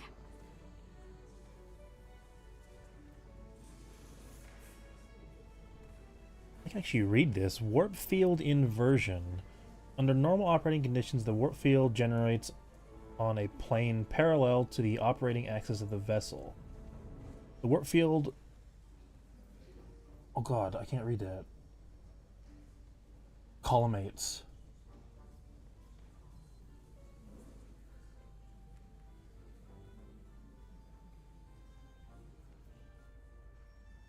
Collimates? Yeah. The warp field collimates from the warp pylons in a field pattern designated by the coil distribution, aligned in a concentric spheroid pattern. A warp field inversion denotes a spheroid field pattern in a convex alignment to the operating axis of the vessel. Purposefully generating an inverted warp field can counter subspace drag and instant instability along the space-time gradient. Warning, consult Starfleet Field Space Guideline 828.04 before attempting a manual inversion of the warp generation system. Okay. There was a complete warp cascade failure. Wow. They're lucky the shuttle didn't turn inside out. Makes me think the computer panicked on the warp field equation. Any one of these failures should have thrown a fault. If it was caused by a system failure.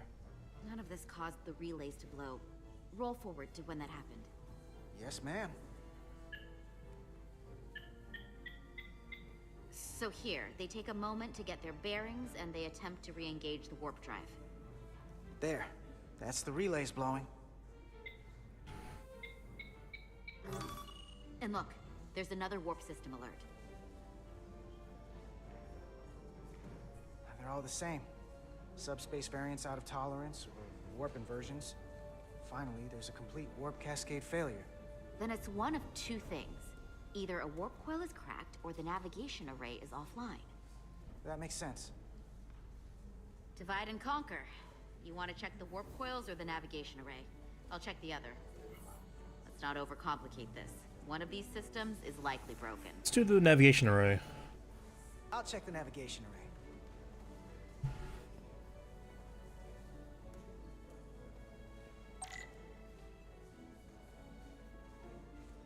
Oh my god, I get to use a tricorder.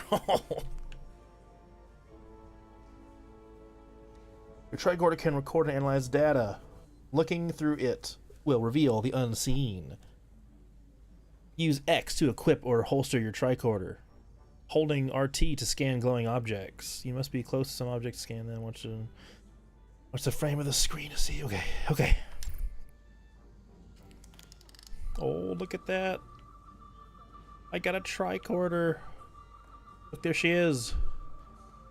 Hold on. There we go.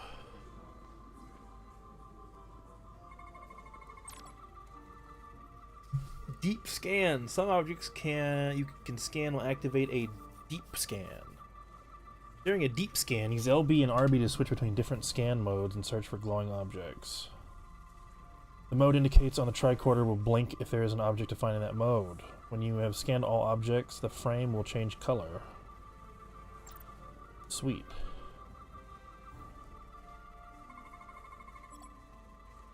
S-linear fields. S-linear circuits powering the subspace sensor array are functioning normally. Sensor filters. The shuttle subspace of sensors are vulnerable to backscatter interference from other internal systems. Filters help attenuate such radiation and keep sensor data clean.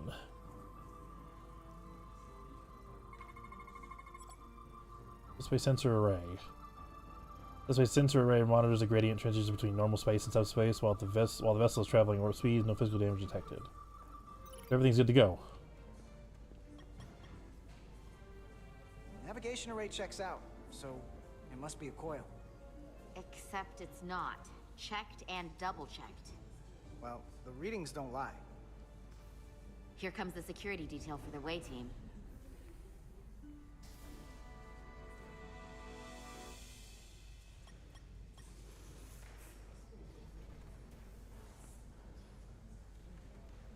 Hey.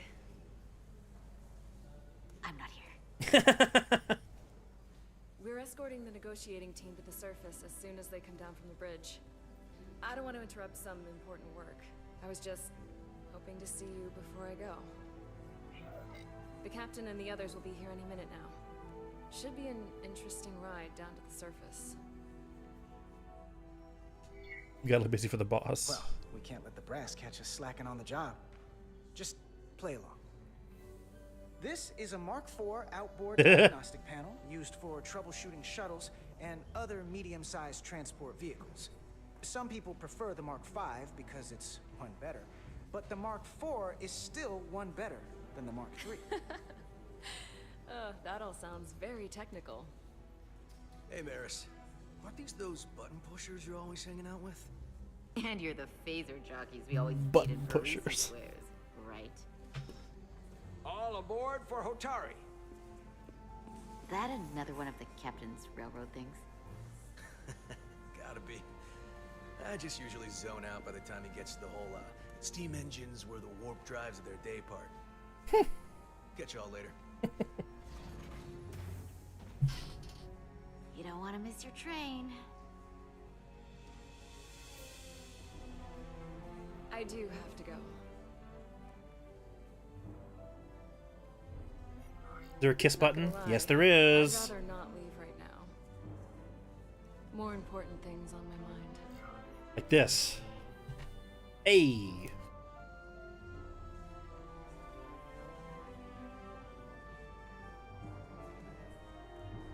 That was nice. Yeah, it was. Save some of that for when I get back. You've got a deal.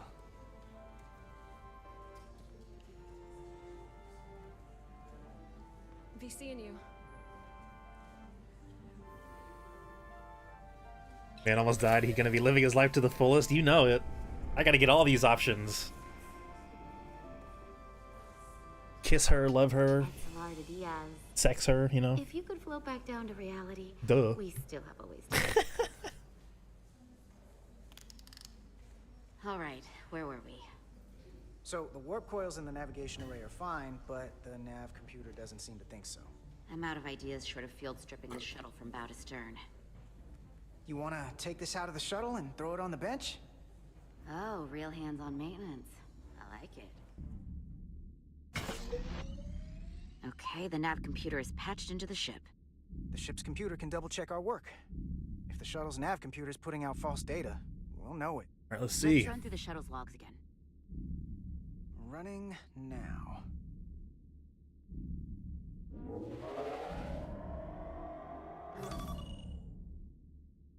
Same codes. Same.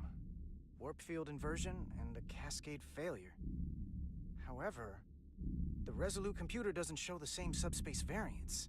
We're in the same conditions that the shuttle was in when it failed. Why wouldn't the ship's computer get a matching result? What if the subspace variance was a momentary occurrence? That's a possibility, and it would explain why the simulation under our current sensor readings failed to reproduce the issue. But a subspace anomaly strong enough to cause a warp field collapse would leave graviton ripples for days. Let's run with the momentary subspace variance theory for now. Roll forward to the shuttle's attempt to re-engage the warp drive. We need the conditions of space around the shuttle at the moment of warp failure. Resuming simulation. Okay. See if that works. Error in warp field calculation. Cochrane formula variables are out of range. Hey, Cochrane. Take the shuttle sensor data from that moment. Computer, why did the warp field calculation fail? Warp field pressure returned non-orthogonal. Results are undefined. That doesn't help. Wait, what if we use a different ship? Put the Resolute into the simulation instead of the shuttle. Yeah, it should warp just fine. Unless... Something else. Computer? Something external is making it not warp. Resolute simulated. Computer, give me manual control on the warp power.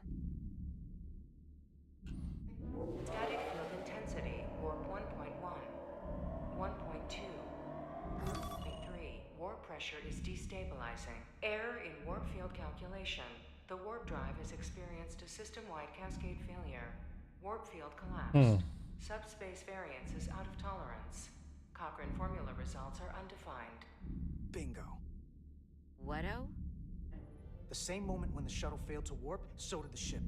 Whatever happened to the shuttle just happened to us. The Resolute will not sustain warp. We can't leave Hotari space. Oh, shit.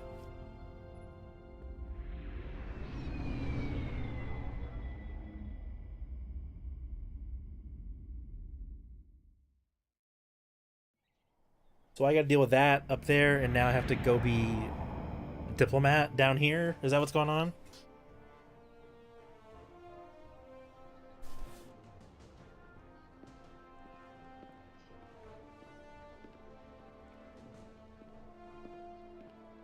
I really like this switching between the officers and the lower ranking.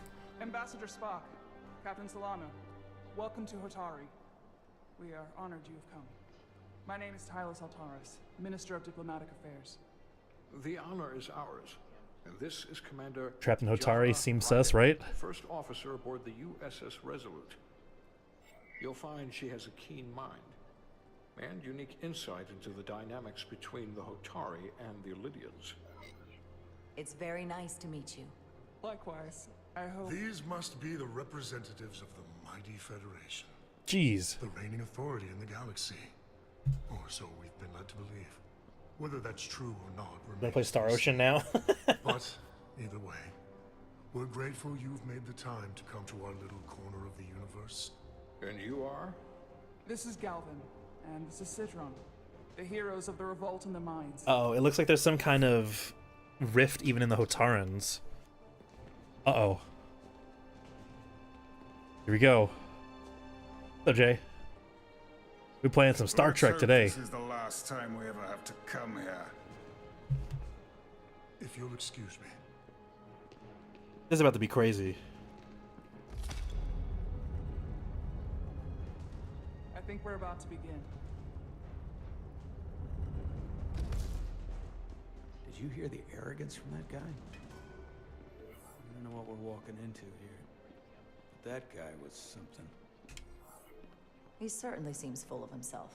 No missing that. You could probably see it from orbit. What a piece of work. Remember, we are here at their invitation. We must remain deferential whenever possible. Of course, but even that has its limits. True. I still can't get over how much this guy sounds like Leonard Nimoy.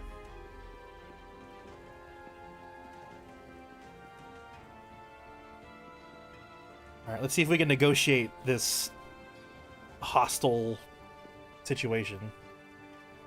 Mediate, I mean.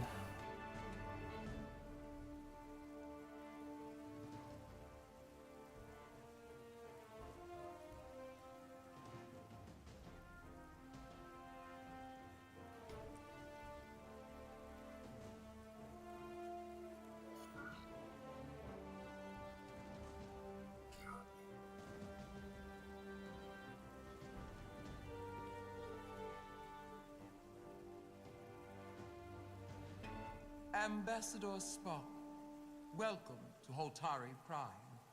The honor is mine, Your Majesty. That the Federation would send one of their most respected representatives is not only an honor to the Holtari people and their queen, but a recognition of our stature and importance. Let's get on with it, shall we? Evaluate the arguments? With all Oh. due respect to the Federation and their ambassador. They have no authority here. We are not members of their alliance. We are not subject to their rule, nor yours. We demand the immediate return of all mining operations to Elydian control, as it has been for centuries and will be for centuries more. That has always been our understanding. That understanding has changed. Then you invite war. And if you cannot remain silent, you will be silenced. Oh. But his point is well taken. What is the Federation's interest in this matter? Perhaps you would have us trade one oppressor for another? The Federation remains neutral. Our only interest is the peaceful resolution of this conflict. We are here at your request, Your Majesty. For now. I get the sense she's cut from the same cloth as Galvin. I thought they wanted us here. Was there something you wanted Oh. to say, Captain? Oh, no. My apologies. And what about the Kobliad? She's not She part can of... speak for herself, can't she? Then let her. Oh, crap. Okay,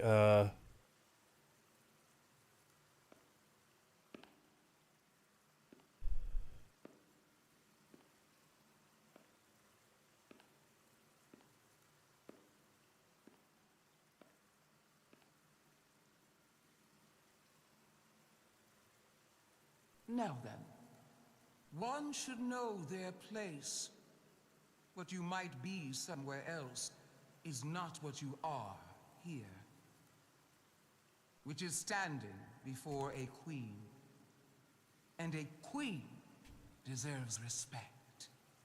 A bow is not too much to ask. oh, did I pick the wrong entry when I said the strength? Holtari Prime, heart of the Holtari system. My name is not Kobliad? Oh god, am I gonna do this? I'm doing it. I'm doing it. My name is Commander Jara Rydek, Your Majesty. Oh no. I prefer to be called by my name, not my species.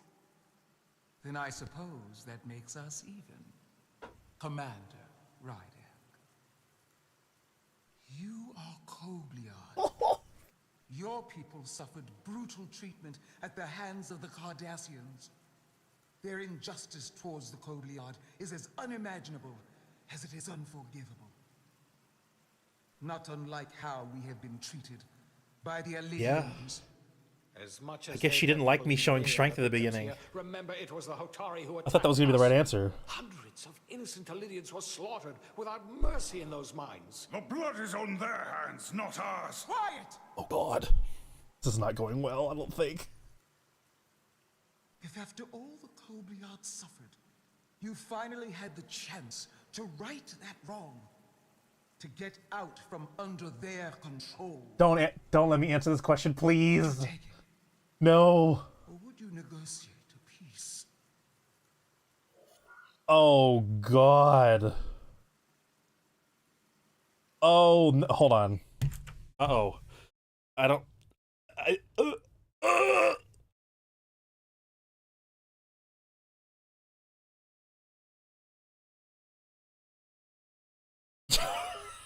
I don't know what to pick. I don't know what to pick. So my choice is the third choice was basically not answer the question. The first one was yes. And the second one was basically, yeah, peace at all costs. The problem is I am a Star Trek fan and I know the Cardassians. I know how they are. Anyone subjugated and, like, hell, experimented on and murdered by the Cardassians would probably want to get even. In fact, I think there's several episodes in... I know there's an episode in Voyager about that. It's like a hologram thing. Yeah, it's B'Elanna. B'Elanna, like, doesn't want to get treated by a hologram of a Cardassian, even though he's like the best chance she has or something. I'm picking the first one. We're doing Chaos, Jenny. This is your favorite. This is your time. If the opportunity presented itself, and I wish that it had, more than you can know, then I would right the wrong without hesitation. For the sake of the Kobliad. We suffered enough. Of course you would. Ugh. It would be foolish to do otherwise. Oh the no. Federation is the most powerful, most advanced alliance in the galaxy. It's widely known we have an abundance of dilithium in our mines. And it's in your interest to secure a steady supply. Your Majesty, if I may. Ambassador Spock would have us believe you're here as a neutral party in the interest of peace. So why are you really here? I want the truth, not your Federation rhetoric. I don't even know how to answer this one, dude. Oh, this is awful.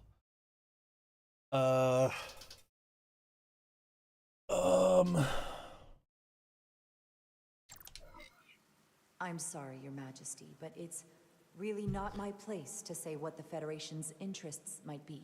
You are their representative. I am. But Ambassador Spock is better suited to address your concerns. Yes, he is. Just let him... Said, Oh, no. Is a simple truth. The dilithium trade would not and will no longer exist without a Lydian involvement. We created it for the benefit of everyone, especially the Hotari.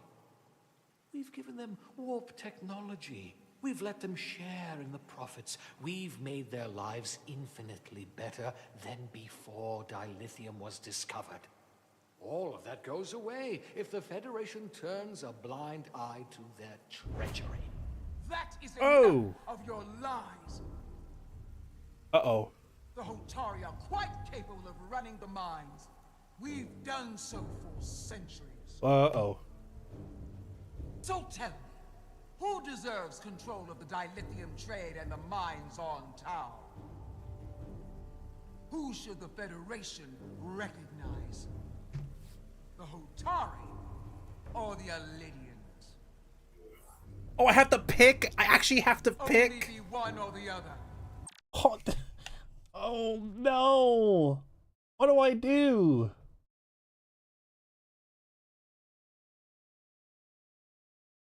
I should stop pausing, but man. Not both. I'm gonna say the Alidians. If there can only be one, then it would be in the best interest of all involved if the Alidians resumed operation of the mines. And that is why we should not trust our fate to the Federation. She speaks sense. You do well to listen to her. And you do well to hold your tongue. We will take back our minds by any means necessary. Then you will see more blood spilled. Jeez! I am more than willing to address your concerns, Your Majesty. Yours as well, Representative. But I suggest we could have a more productive conversation with a smaller group. Perhaps only the most essential representatives.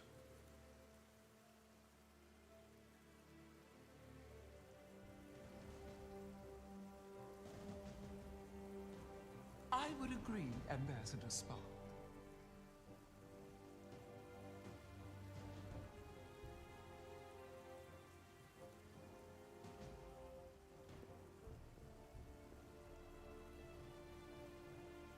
I think this is best left to those of us with more experience in diplomatic matters. Yeah, no kidding.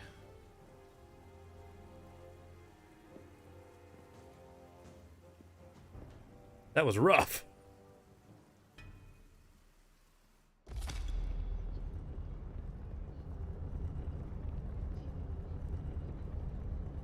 Spock and I will cover everything on the diplomatic front. You make nice with the locals and see if you can get some answers.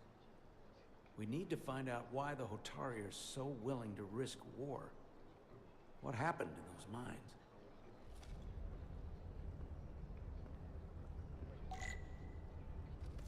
Oh boy.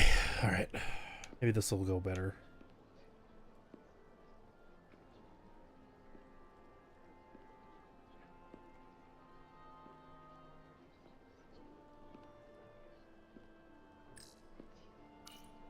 Commander, after hearing so much about the Federation's sense of fairness and justice, I was surprised that you sided with the Illidians. In all honesty, I expected more, especially from someone like you. Even though the Illidians should retain control, the Hotari have an equal claim and should share in the profits as partners. I'm afraid it's too late for that.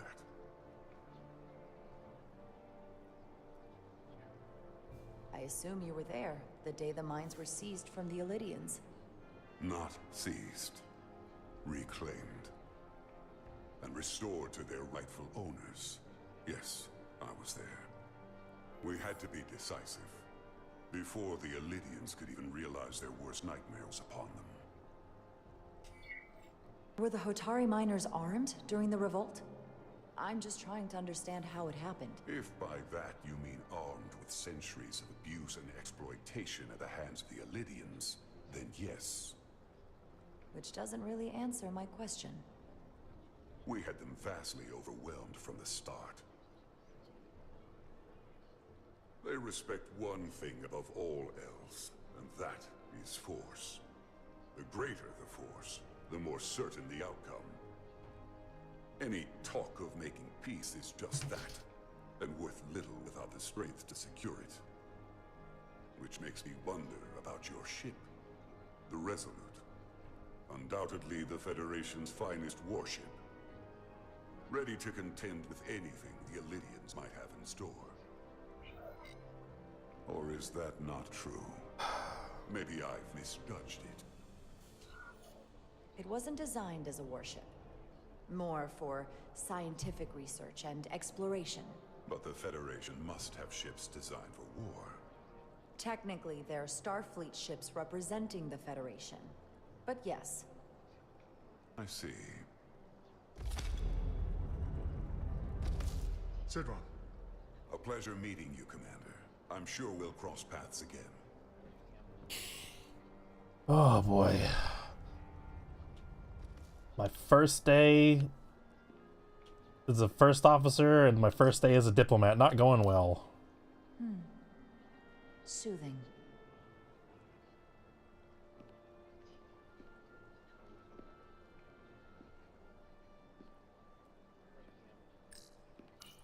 Commander Rydek, I have to admit, I was surprised when you said the Illidians should control the dilithium trade.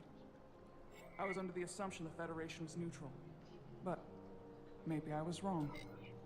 I can assure you, We aren't on anyone's side.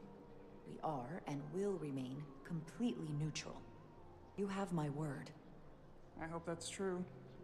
For all of our sakes. I made such a huge mistake. I saw you speaking with Sidron, our national hero. I'm curious, what did he say? He seems to be of the opinion that negotiating for peace is a waste of time. Because force is the only blunt instrument he understands. He's a miner, not a diplomat. For the first time in our history, the Hotari have the upper hand. We see ourselves as strong instead of downtrodden. New voices have risen up. Old voices shouted down. Galvin and Sidron have become national heroes. Now, they have the Queen's ear. Better or worse, depending on your perspective. I take it they're against a negotiated peace with the Illidians. Heroes tend to want more of what made them heroic. If it were up to them, they'd wage all-out war and bring ruin upon us all. Good line. My fear has been that the Illidians will launch an attack and crush us. You've seen their starship, no doubt. They could have retaken the mines whenever they wanted to, but it never happened. And as strange as this may sound, I'd almost say they're afraid. I just don't know what they're afraid of. It's still the same bluster and bravado you would expect from them. But it has no teeth. Like they're afraid of what might happen. Do you think it has something to do with the ion storm? Right now, it's stronger than ever, isn't it? It's entirely possible. I'm not a scientist, but I do know the storm has knocked out all kinds of systems. So maybe the Illidians weren't willing to risk their ships, given all the interference.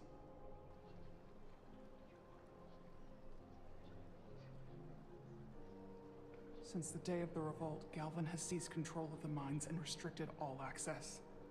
No one's allowed without his personal authorization. And they've taken over a section of the palace with just as much secrecy and security.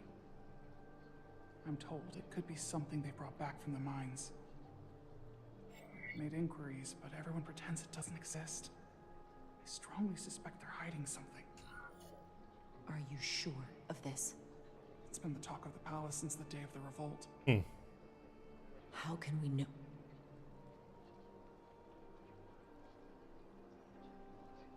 I'd better see what's happening. Do you think you can find out what they're hiding? I need to see proof of something before I can make my case to the Federation. I can try, but even if I found it, I might not know what to make of it. Take this. You can use it to capture whatever you find, and then send it to me.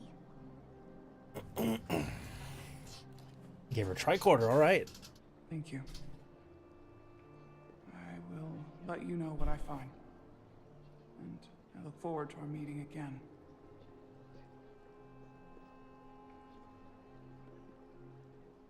Sorry, I don't mean to bother you, but I couldn't help but notice you were speaking with the Hotari this whole time. I figured it might be useful if I offered another perspective. Of course.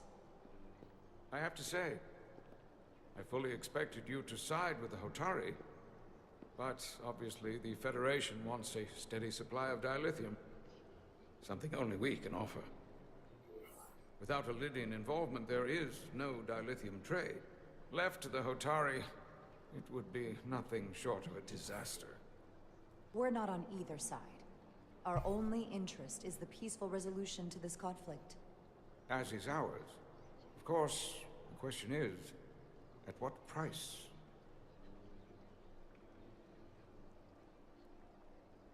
Major Salit Arminta, Special Attaché, Illidian Armed Forces. Pleasure to meet you, Commander. I have my issues with the Hotari, but I have to give them some credit. They know how to seize an opportunity. Inciting an uprising the same day as a massive, once-in-a-lifetime ion storm. Our assumption was that this storm was just an anomaly. Yes, a very convenient anomaly. At least that was what we were told. Of course, I wasn't there. But who am I to say otherwise? You sound skeptical. Well, the official story is that it was the storm that enabled the revolt. How else do a bunch of unarmed, unorganized miners seize control of an entire moon, much less thousands of mines? But I've talked to people who were there. They tell a different story. They say they're lucky to have escaped with their lives. That it was more than just the storm.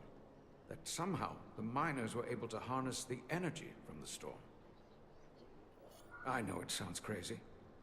I'm not even sure I believe it myself. But that's what they say. You said the Hotari were primitive. Well, they are. Except for the part about weaponizing ion storms. If you'll excuse me, Commander Ryder.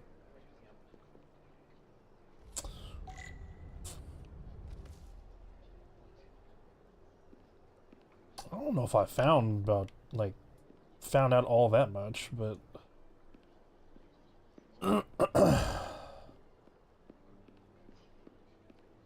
everything seems to be pointing to this ion storm. That must be Tau. The place it all started.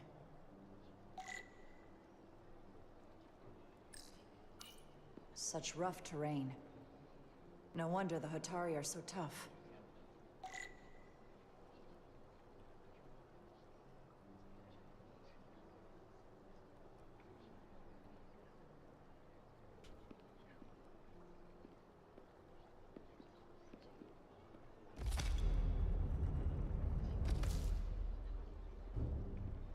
Well, that was a disaster. What happened?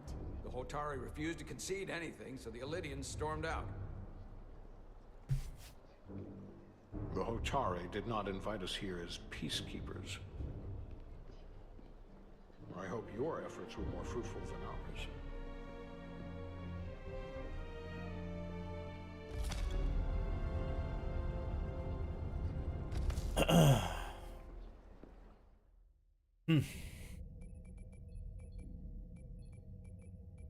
Gravitational harmonics failing to resolve. Warp bubble stability degrading. Increase output to maximum. Increasing warp output to maximum. It's happening again.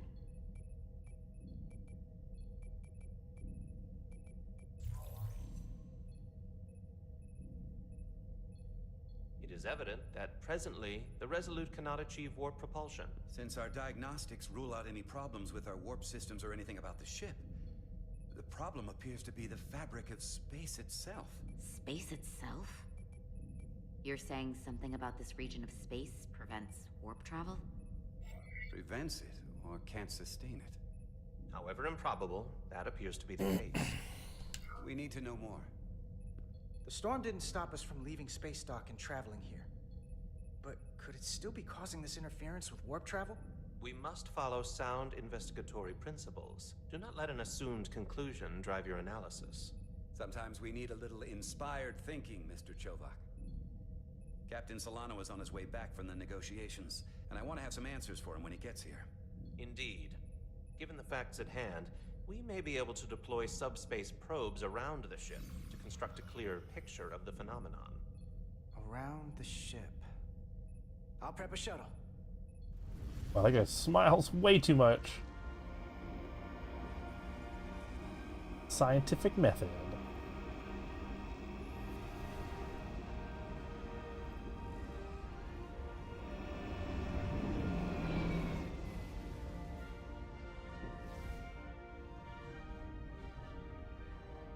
I'm setting up a waypoint at a distance roughly corresponding to the edge of our warp field. When we get there, I'll deploy the first probe.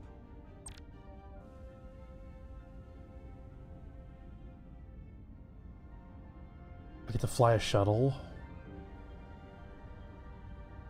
Okay, cool.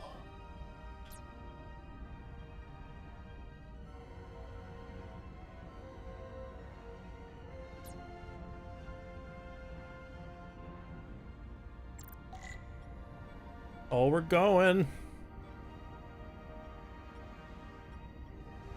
Probably shouldn't crash into the ship.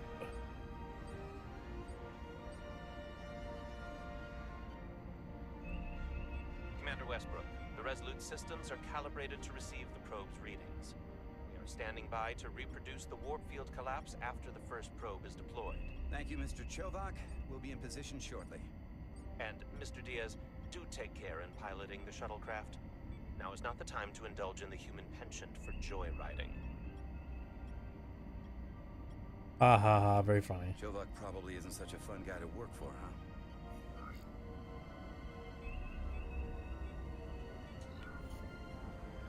Oh, I just don't take it personally. At least I try not to. That's a very mature answer. Shows a positive attitude on your part. Remind me of it when I start complaining to you about the ship's new first officer.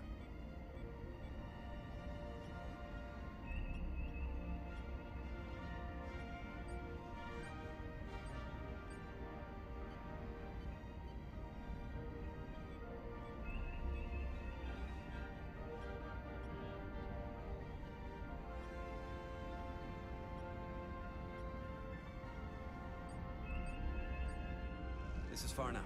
Yeah. Transporting the first probe into position.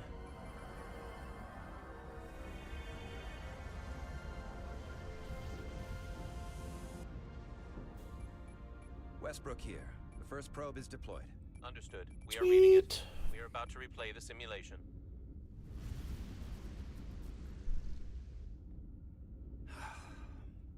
Problem? I'm just not getting any traction with her. Commander Rydek. She rejected my plan to use a deflector pulse against the storm surge. She didn't listen to me when you were out on the hull and I was trying to make it safer for you. I'm not saying there's anything wrong with the new XO. I'm sure she's a fine officer, even if we don't see eye to eye. But she didn't go through what the rest of us did. You know that. And it's hard to figure out why she'd be the one Solano chose instead of, well, one of us. I've heard some good things. You should at least give her a chance. I'll take that under advisement. Test is running. Warp field collapse in 3, 2, 1, mark.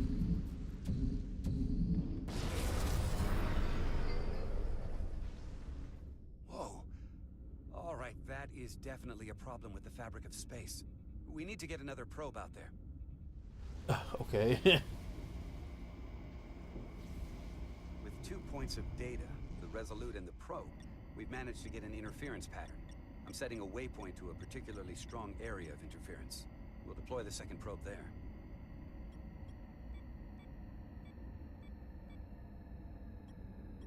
Listen, I'm gonna give you a piece of advice I wish someone had given me. Make sure you're never just one thing. And don't get so focused on what's in front of your face that you lose sight of the big picture. Before Rydek showed up, the captain pulled me into his ready room and told me he didn't think I had the people skills to be first officer. What a load of crap. I mean, if he'd said that about Chovak, sure. What the hell? I appreciate the advice, Commander. I'll make sure I keep my options open. I don't need to tell you how to operate. You're already well on your way. You're a capable engineer. You're good in the field. Keep up the good work. And who knows? A solid jack of all departments like you could be Commander-in-Chief of Starfleet one day. Hell, Admiral Jellicoe started as a shuttle pilot. And there are places to go in the enlisted ranks, too. Of course, if you get an officer's commission, they'll put you on another ship. I love it. So put me up for promotion. I'm ready for my next challenge. Well, I think you're going to have to prove that to your boss, Chovak, first. He's the one who has to put you up for consideration. If I were first officer, it would be different. Well, what do you think? Is there room for me in the science division? Unless I can come up with a real good reason. This isn't enough? It might be.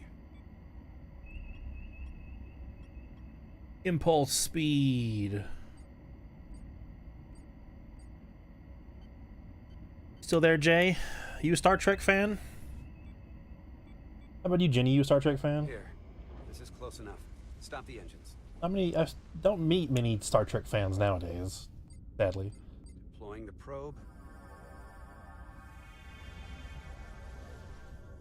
Westbrook to Commander Chovak. We're ready for another sampling of data. Very good. Running the simulation again. Warp field collapse in 3, 2, 1. Mark. Whoa! There it is again. I saw it. It seems to be directional. Well, what about the scans? Anything?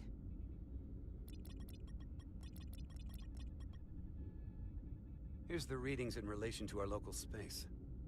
We've got the Resolute, Otari Prime, and the probes. All this interference is overloading the sensor buffers. We're gonna have to triangulate the sensors manually.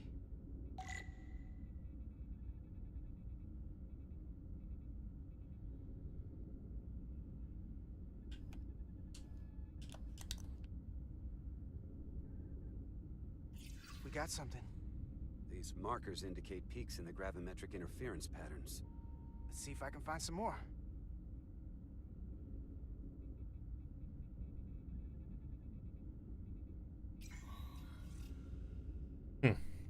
Hold up. This is coming from the moon. A beam that blocks warp travel. Aimed right at us. Someone is doing this intentionally. Oh my god. This is like nothing I've ever seen. Why would they be doing this? We came here to help these people. And now we're getting hit by some warp-killing weapon? Now, look here. It's current readings of the ion storm. These concentrations. They line up with the interference pattern.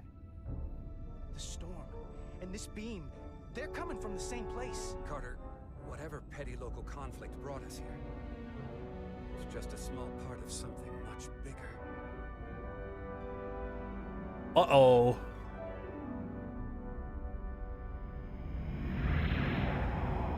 Presently, we don't have an explanation for how they're doing this. One thing is clear. This is no fluke. Thank you, Mr. Westbrook. I want a full briefing when I'm back on board.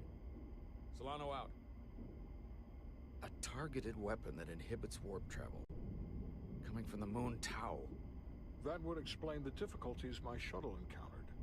More importantly, the tenor of the Hotari during the negotiations. And here I thought the Illidians would be the problem. Coming to peace talks in a warship. This wasn't supposed to be so complicated.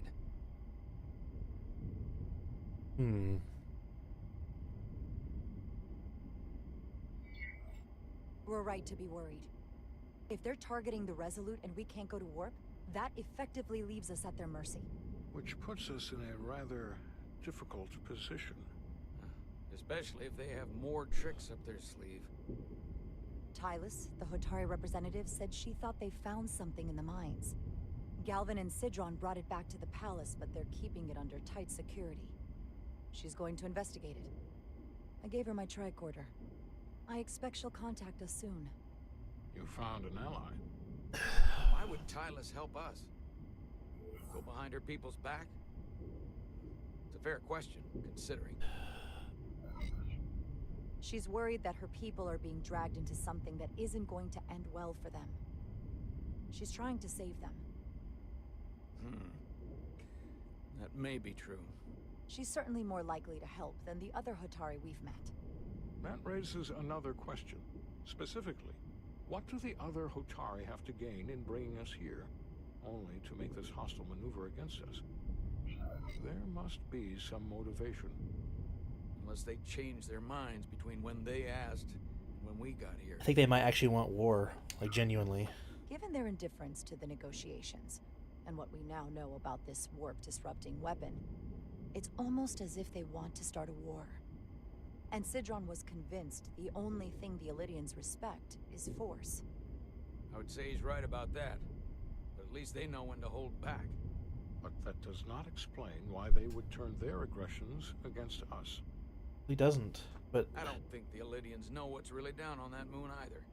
Major Arminta said the revolt defied explanation. That the Hotari miners somehow harnessed the energy of the storm. Harness the energy of the storm? Doing that is beyond even our capabilities. So is a weapon that disrupts warp travel. There have been civilizations and entities, both past and present, far more technologically advanced than the Federation. Yep. The Illidians and Hotari don't fall into that category. But that is all the more reason to investigate further. Commander Rydek, sorry to interrupt. We've received an urgent call from Hatari. The Queen's advisor, Tylus, has asked to speak with you. That was quick. Put her through.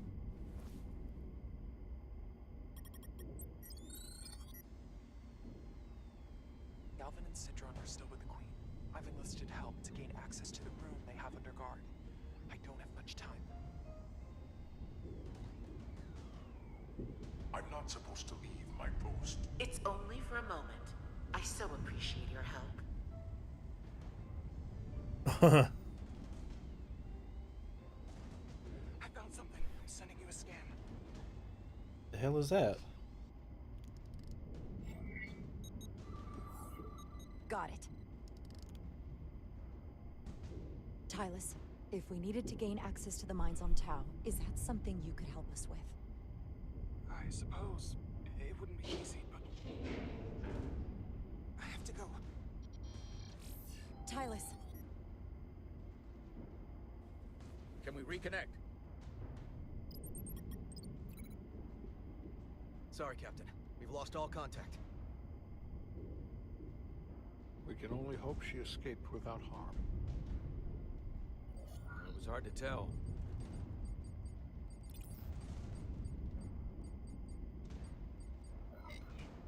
I'm the one who got her into this. If something happens to her, it's my fault. She's one of the Queen's closest advisors. I'm sure she'll be fine. Assuming the Queen isn't part of this. Let's see the scan of whatever the hell that was.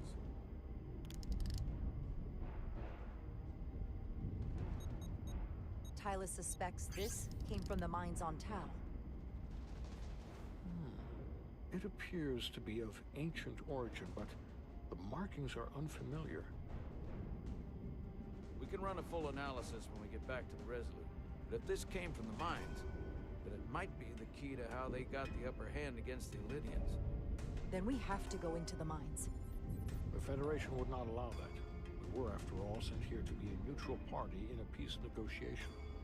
However, we could demonstrate that the Hotari have acted in bad faith, which would enable us to investigate the mines on Tau with full justification.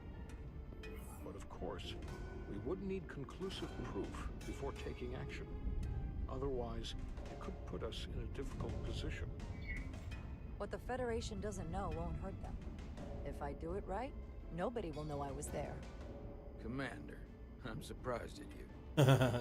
We may have a better understanding once we analyze the device. But a mission to the mines, covert or otherwise, is not out of the question. And I will handle the Federation.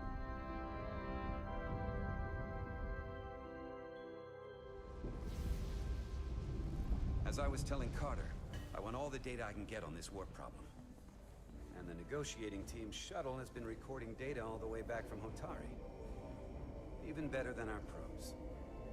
So pull the sensor and engine ISOs from the Melville when it sets down. Will do. I'll join you and Chovak down in engineering to run another analysis after the briefing.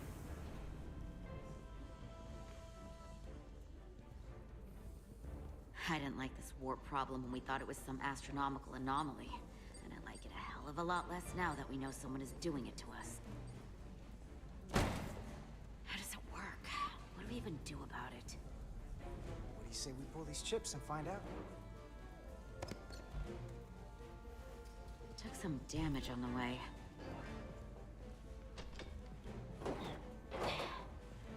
That ionic interference scored the hull plating. Might be some micro welds. Let's try pulling together. All right. 3, 2, 1. It won't budge. Gotta be the storm damage.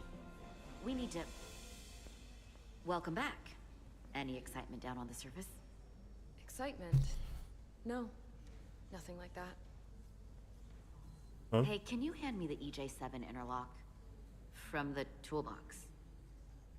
I don't know what that is. Not much use for one on a security detail, huh? Carter? Yeah, I'll get it.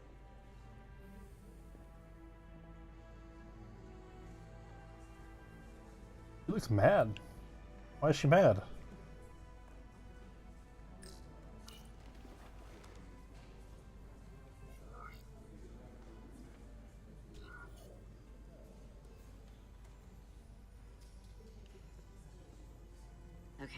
I'll apply pressure while you decouple the panel.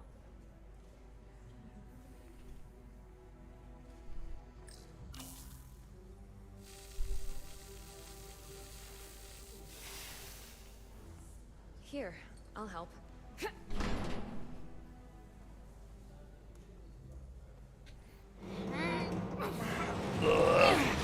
Got it. We've got this. Open up and say ah. Thanks for the hand. We have to get these isolinear chips down to engineering. No problem. You really know everything about these ships, don't you? The tools, the systems. Like a walking Starfleet technical manual. Well, I wouldn't say everything, but I know my stuff. I can see that. Oh, that was a Come neutral? on, What? Start pulling chips. What's up with her?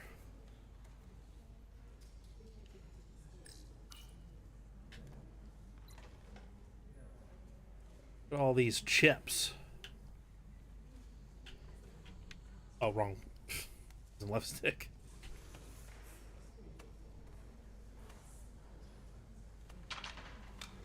Shit.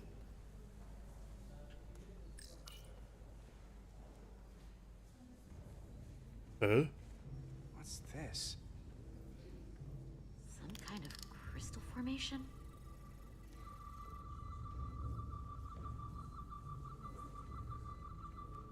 Gosh. Whoa. This substance is a quantized spin crystallization of hydrogen, carbon, and lithium. It's emitting tetrametric pulses at an interval of 3.8422 seconds. Quantized crystallization isn't natural. I mean, it's only theoretical as a means to engineer matter on a subatomic level. What's it doing in there?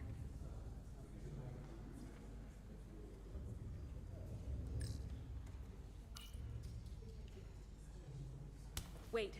Regulation 364, subsection 9. What? Hey.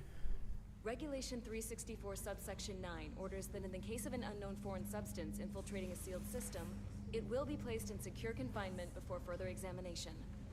Retrieve a containment module. Don't you think we're more equipped to deal with whatever this is? Whoa. No. Before anything else, this is a security issue. You don't even know what this is. Which is why we need to study it. Once it's contained. This is another piece of the puzzle we're trying to put together. We should be investigating it. And you can. In the containment lab. But protocol is protocol. I can't make an exception just for you. I'm still going to report these crystals to Commander Westbrook when we send the shuttle data. And I will inform my superiors. I'm taking this just as seriously as you are. But I overheard talk about the warp disruption on the shuttle. Now these crystals? Maybe this situation is more than we can handle with just a science vessel. We could trigger a distress call, get Starfleet to send more ships. Or I could send a message to my old CO on the Adirondack. Get some combat-tested vessels. We shouldn't do this alone. Miranda, you gotta be more careful. What the heck? If someone hears that, they could think you're talking mutiny. I'm just trying to figure out how we can help. What is going on? Okay, stand back.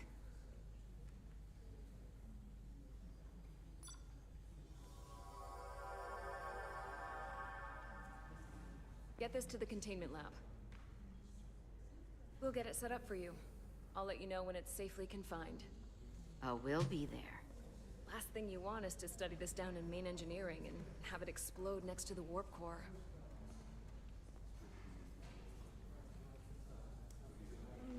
Oh. Almost forgot. Can't have that. For a second, I thought she'd gone cold on you. Like she might have changed her mind. But I guess this whole situation has her spooked. Maybe she knows more than us?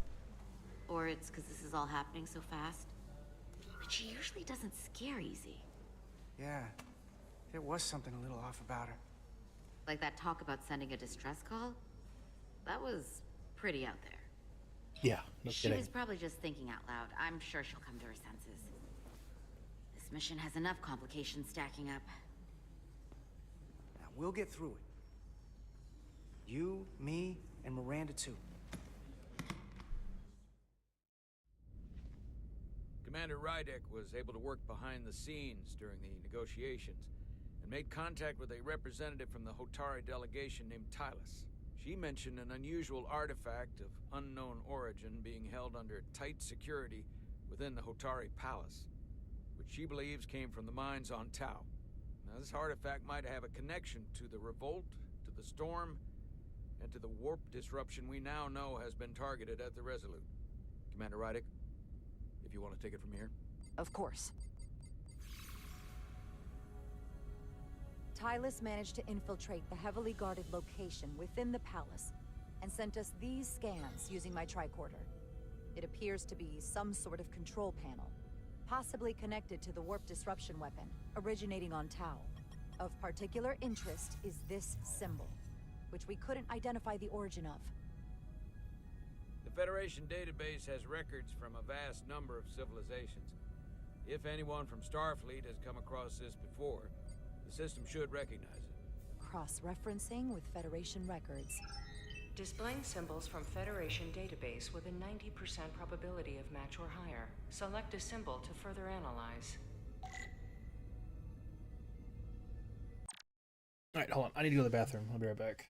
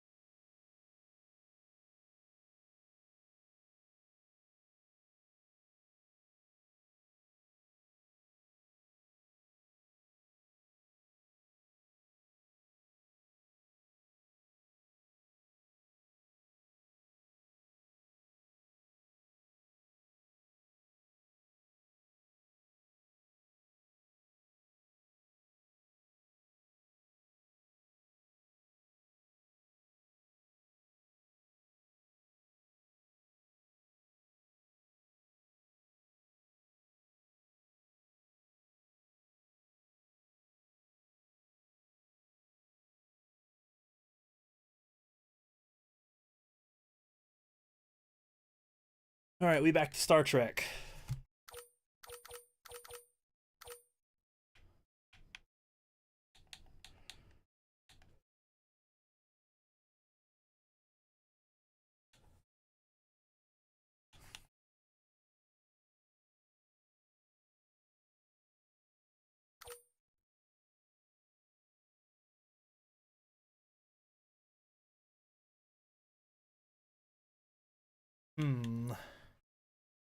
Well, there's someone I haven't met yet, Carter. Interesting.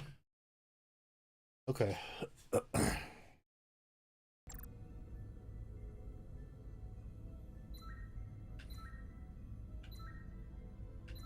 Isn't this Klingon? Isn't this a Klingon emblem? Or a Klingon emblem? Or am I making that up? Well, that's it. That's the one.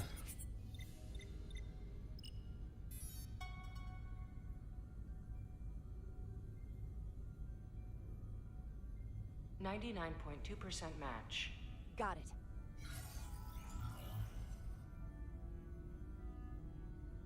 Khan Empire? So, what are we looking at? The design and composition indicate this is a glyph associated with the ancient Khan Empire. Their civilization collapsed over 600,000 years ago, but once spanned millions of systems with a population numbering in the trillions. Woo. Fascinating. The Takan were once the most advanced, most powerful civilization in the galaxy. Is it possible the Hotari found Takan technology? I wonder if they even know what they have. Our knowledge of the Takan is limited. I have only encountered passing references to them. Actually, I've heard of the Takan. You have? Quite impressive, Commander. Computer, summarize the Enterprise D's discovery of a Takan outpost. Enterprise D. 41386.4. The USS Enterprise D, under the command of Captain Jean-Luc Picard, discovered a Takan outpost in the Delphi-Ardu system. According to the mission summary, an unbreakable energy-draining field was deployed against the Enterprise and a Ferengi ship. The Enterprise was only able to escape after negotiating their release with an entity known as Portal 6-3, Guardian of the Takan Empire. Unbreakable energy draining field. It starts to make sense. What else is there? There's a lot here. Let's take it piece by piece. Select the aspect you wish to learn more about.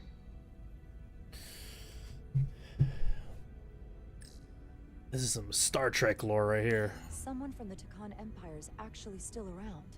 Or at least was, 16 years ago. Computer, okay. What other information do you have on Portal 6-3, Guardian of the Takan Empire?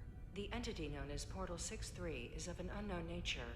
A biped humanoid, he was unaware that the Takan Empire no longer existed at the time of the encounter.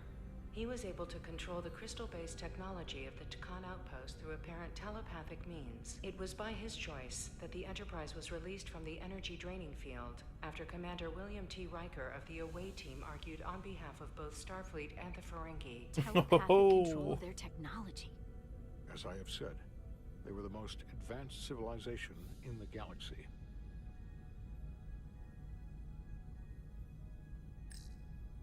The technology to capture and hold the Federation flagship would have to be unbelievably powerful.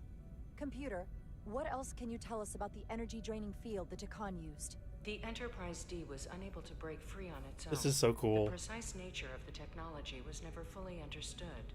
Only that the crystalline technology used was beyond the comprehension of then-current Starfleet science. The engineering team found a quantized spin crystal formation in the shuttle you took to Hotari.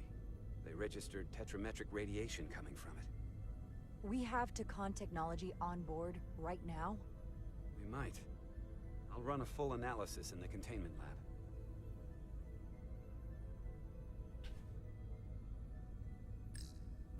What sort of planet is Delphi-Ardu 4?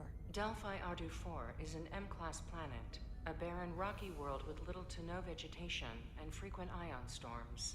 The giant crystals that grow there absorb energy, but it is not understood how they do so. The entire Delphi-Ardu system, consisting of 11 planets, was considered completely uninhabited until the encounter with Portal 6-3. Frequent ion storms. That can't just be a coincidence.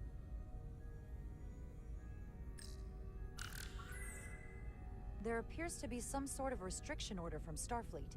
Computer, explain this restriction. A Starfleet directive similar to General Order 7 forbids entering the Delphi Ardu system or attempting to make contact with Portal 6-3. Starfleet doesn't throw up a no trespassing sign for just anybody. I suppose it makes sense, considering what happened to the Enterprise D. The Elydians should have crushed the revolt. But if the Hotari have Takan technology and can control it, I see why they're willing to negotiate peace. For all we know, this could be just the beginning. And we're up against something greater than we can imagine. For now, it's probably best we don't let on how much we know. Play our cards close to the vest. Smart. I agree.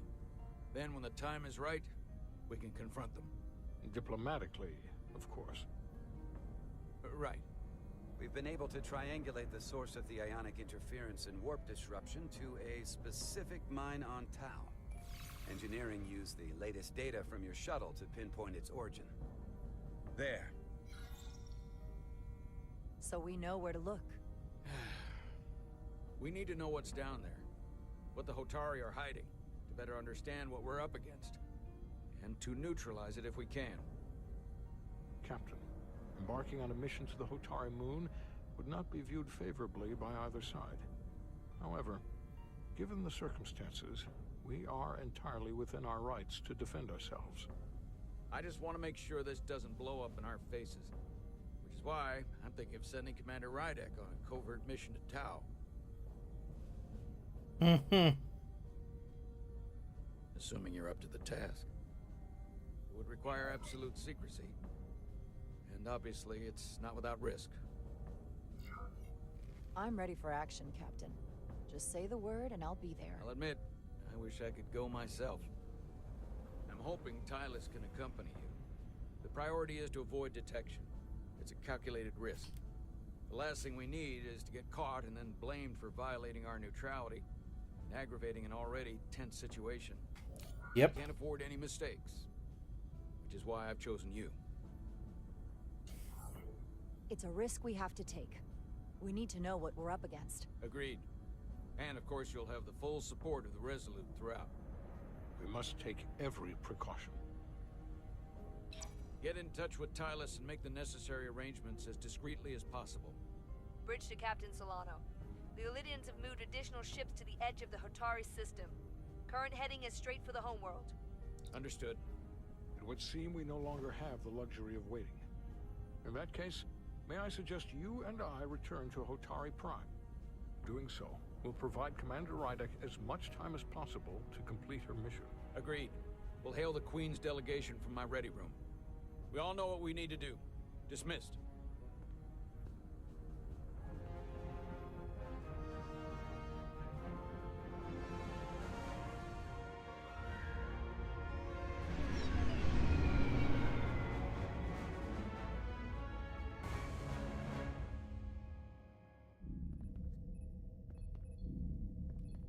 Petty Officers Diaz and Edsolar, where is the crystal formation that you found in the shuttle?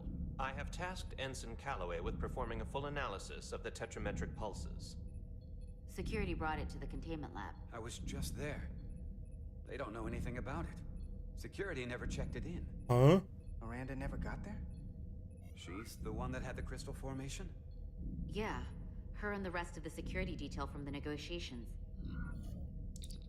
Diaz, Tamaris.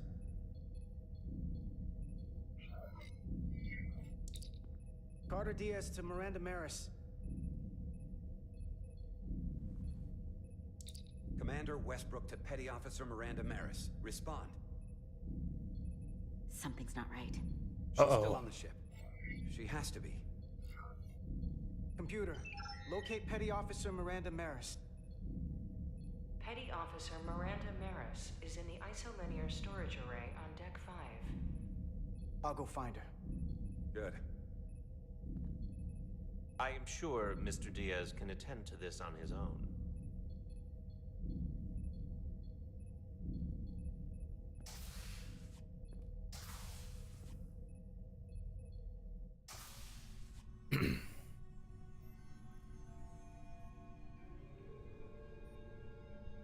What in the world?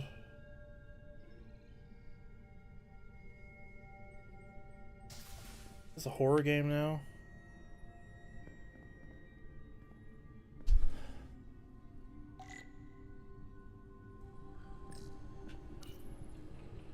Someone improperly pulled these isolinear chips.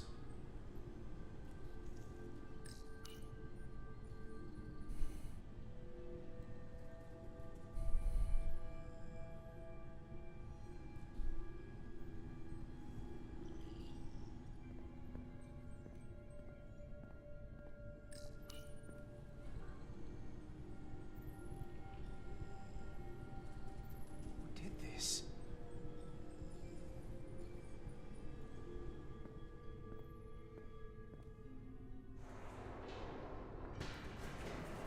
Oh, hell no.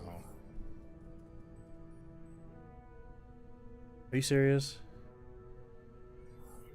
Miranda, you in here?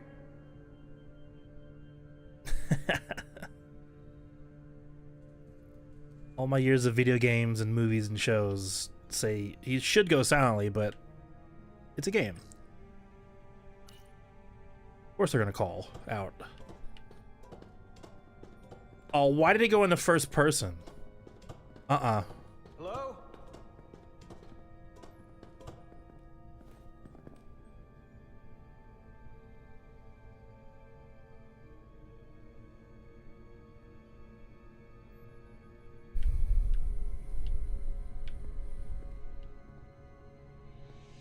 There's chips on the floor, dude. What the hell's going on? Uh-huh. Oh my god. Hello? Hey! Oh, it's so slow. Miranda? What the hell are you doing, Carter? You almost knocked me to the lower level. What's wrong with you? Look, I'm in here looking for you. Well, I'm busy. I was just leaving. Well, hold on. What is going on? Commander Westbrook said the crystal formation we found in the shuttle never made it to the containment lab. I don't know why he'd say that. I brought them there myself. Whatever he told you, he got it wrong. All I know is where I left them. Why didn't you answer when I tried you on the comm badge? Or when I called out to you in here? I guess I was caught up in my work. Now, if we're done here, I have to go. Dude, what is going on? Mind?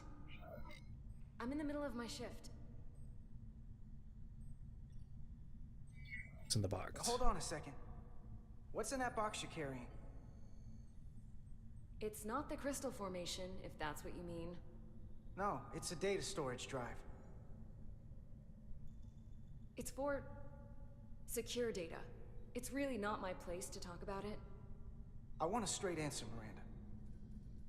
What are you doing here? Carter, if things are gonna work out between us, I'm gonna need you to trust me a little more than this. I don't know about that. This is not a good start to a relationship. And I don't get why you're acting this way. You aren't being honest. You're lying to me. It's hard to trust you when you aren't acting like yourself. I'm not gonna keep explaining myself to you. Especially if you're not gonna listen to my answers. Etzelar de Diaz. What's the holdup? Don't answer that. You and I can work this out.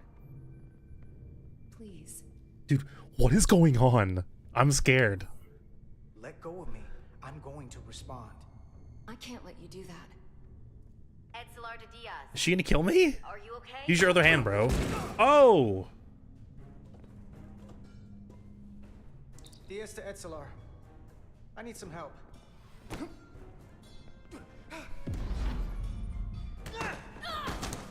I don't know what's going on.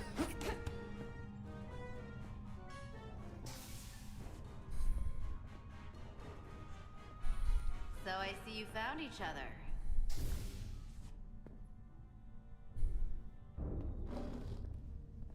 You were taking so long, the commander sent us to see what the problem was. And you said you needed help while we were on the way. Diaz, you were sent here with specific orders, and fighting your crewmate wasn't one of them. What the hell is going on here? Let's just let them explain. I'd like to hear that, because I know what it looks like. Ask her! She was doing something with this.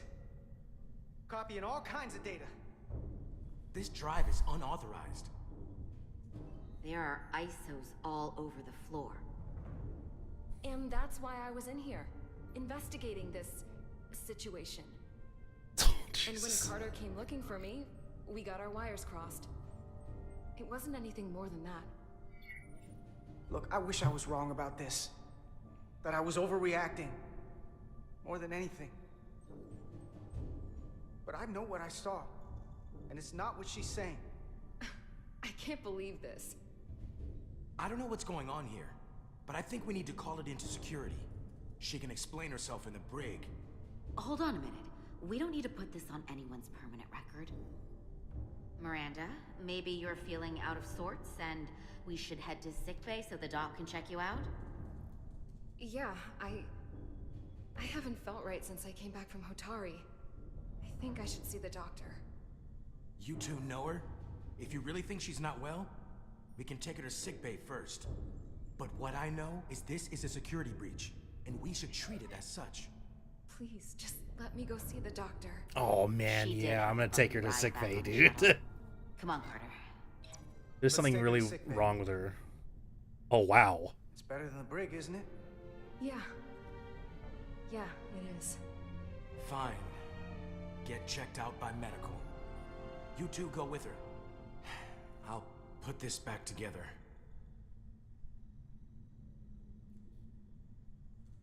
I don't understand what's going on.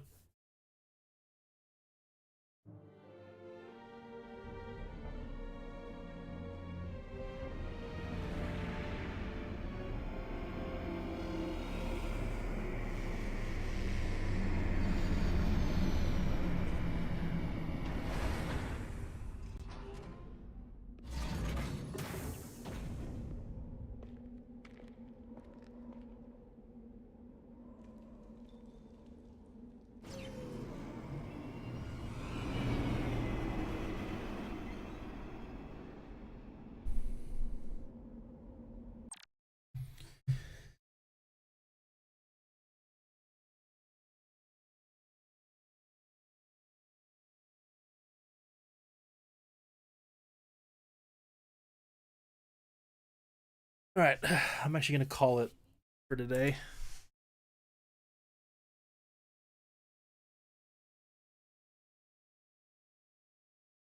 Need to call it a bit early. I'm gonna play some more tomorrow for sure. I'm actually curious how long this game is. As we'll see, the writing in this game is actually quite good. This is very much a game for Star Trek fans. I'm in. I'm down. All right, but for now, I'm done. Later, guys.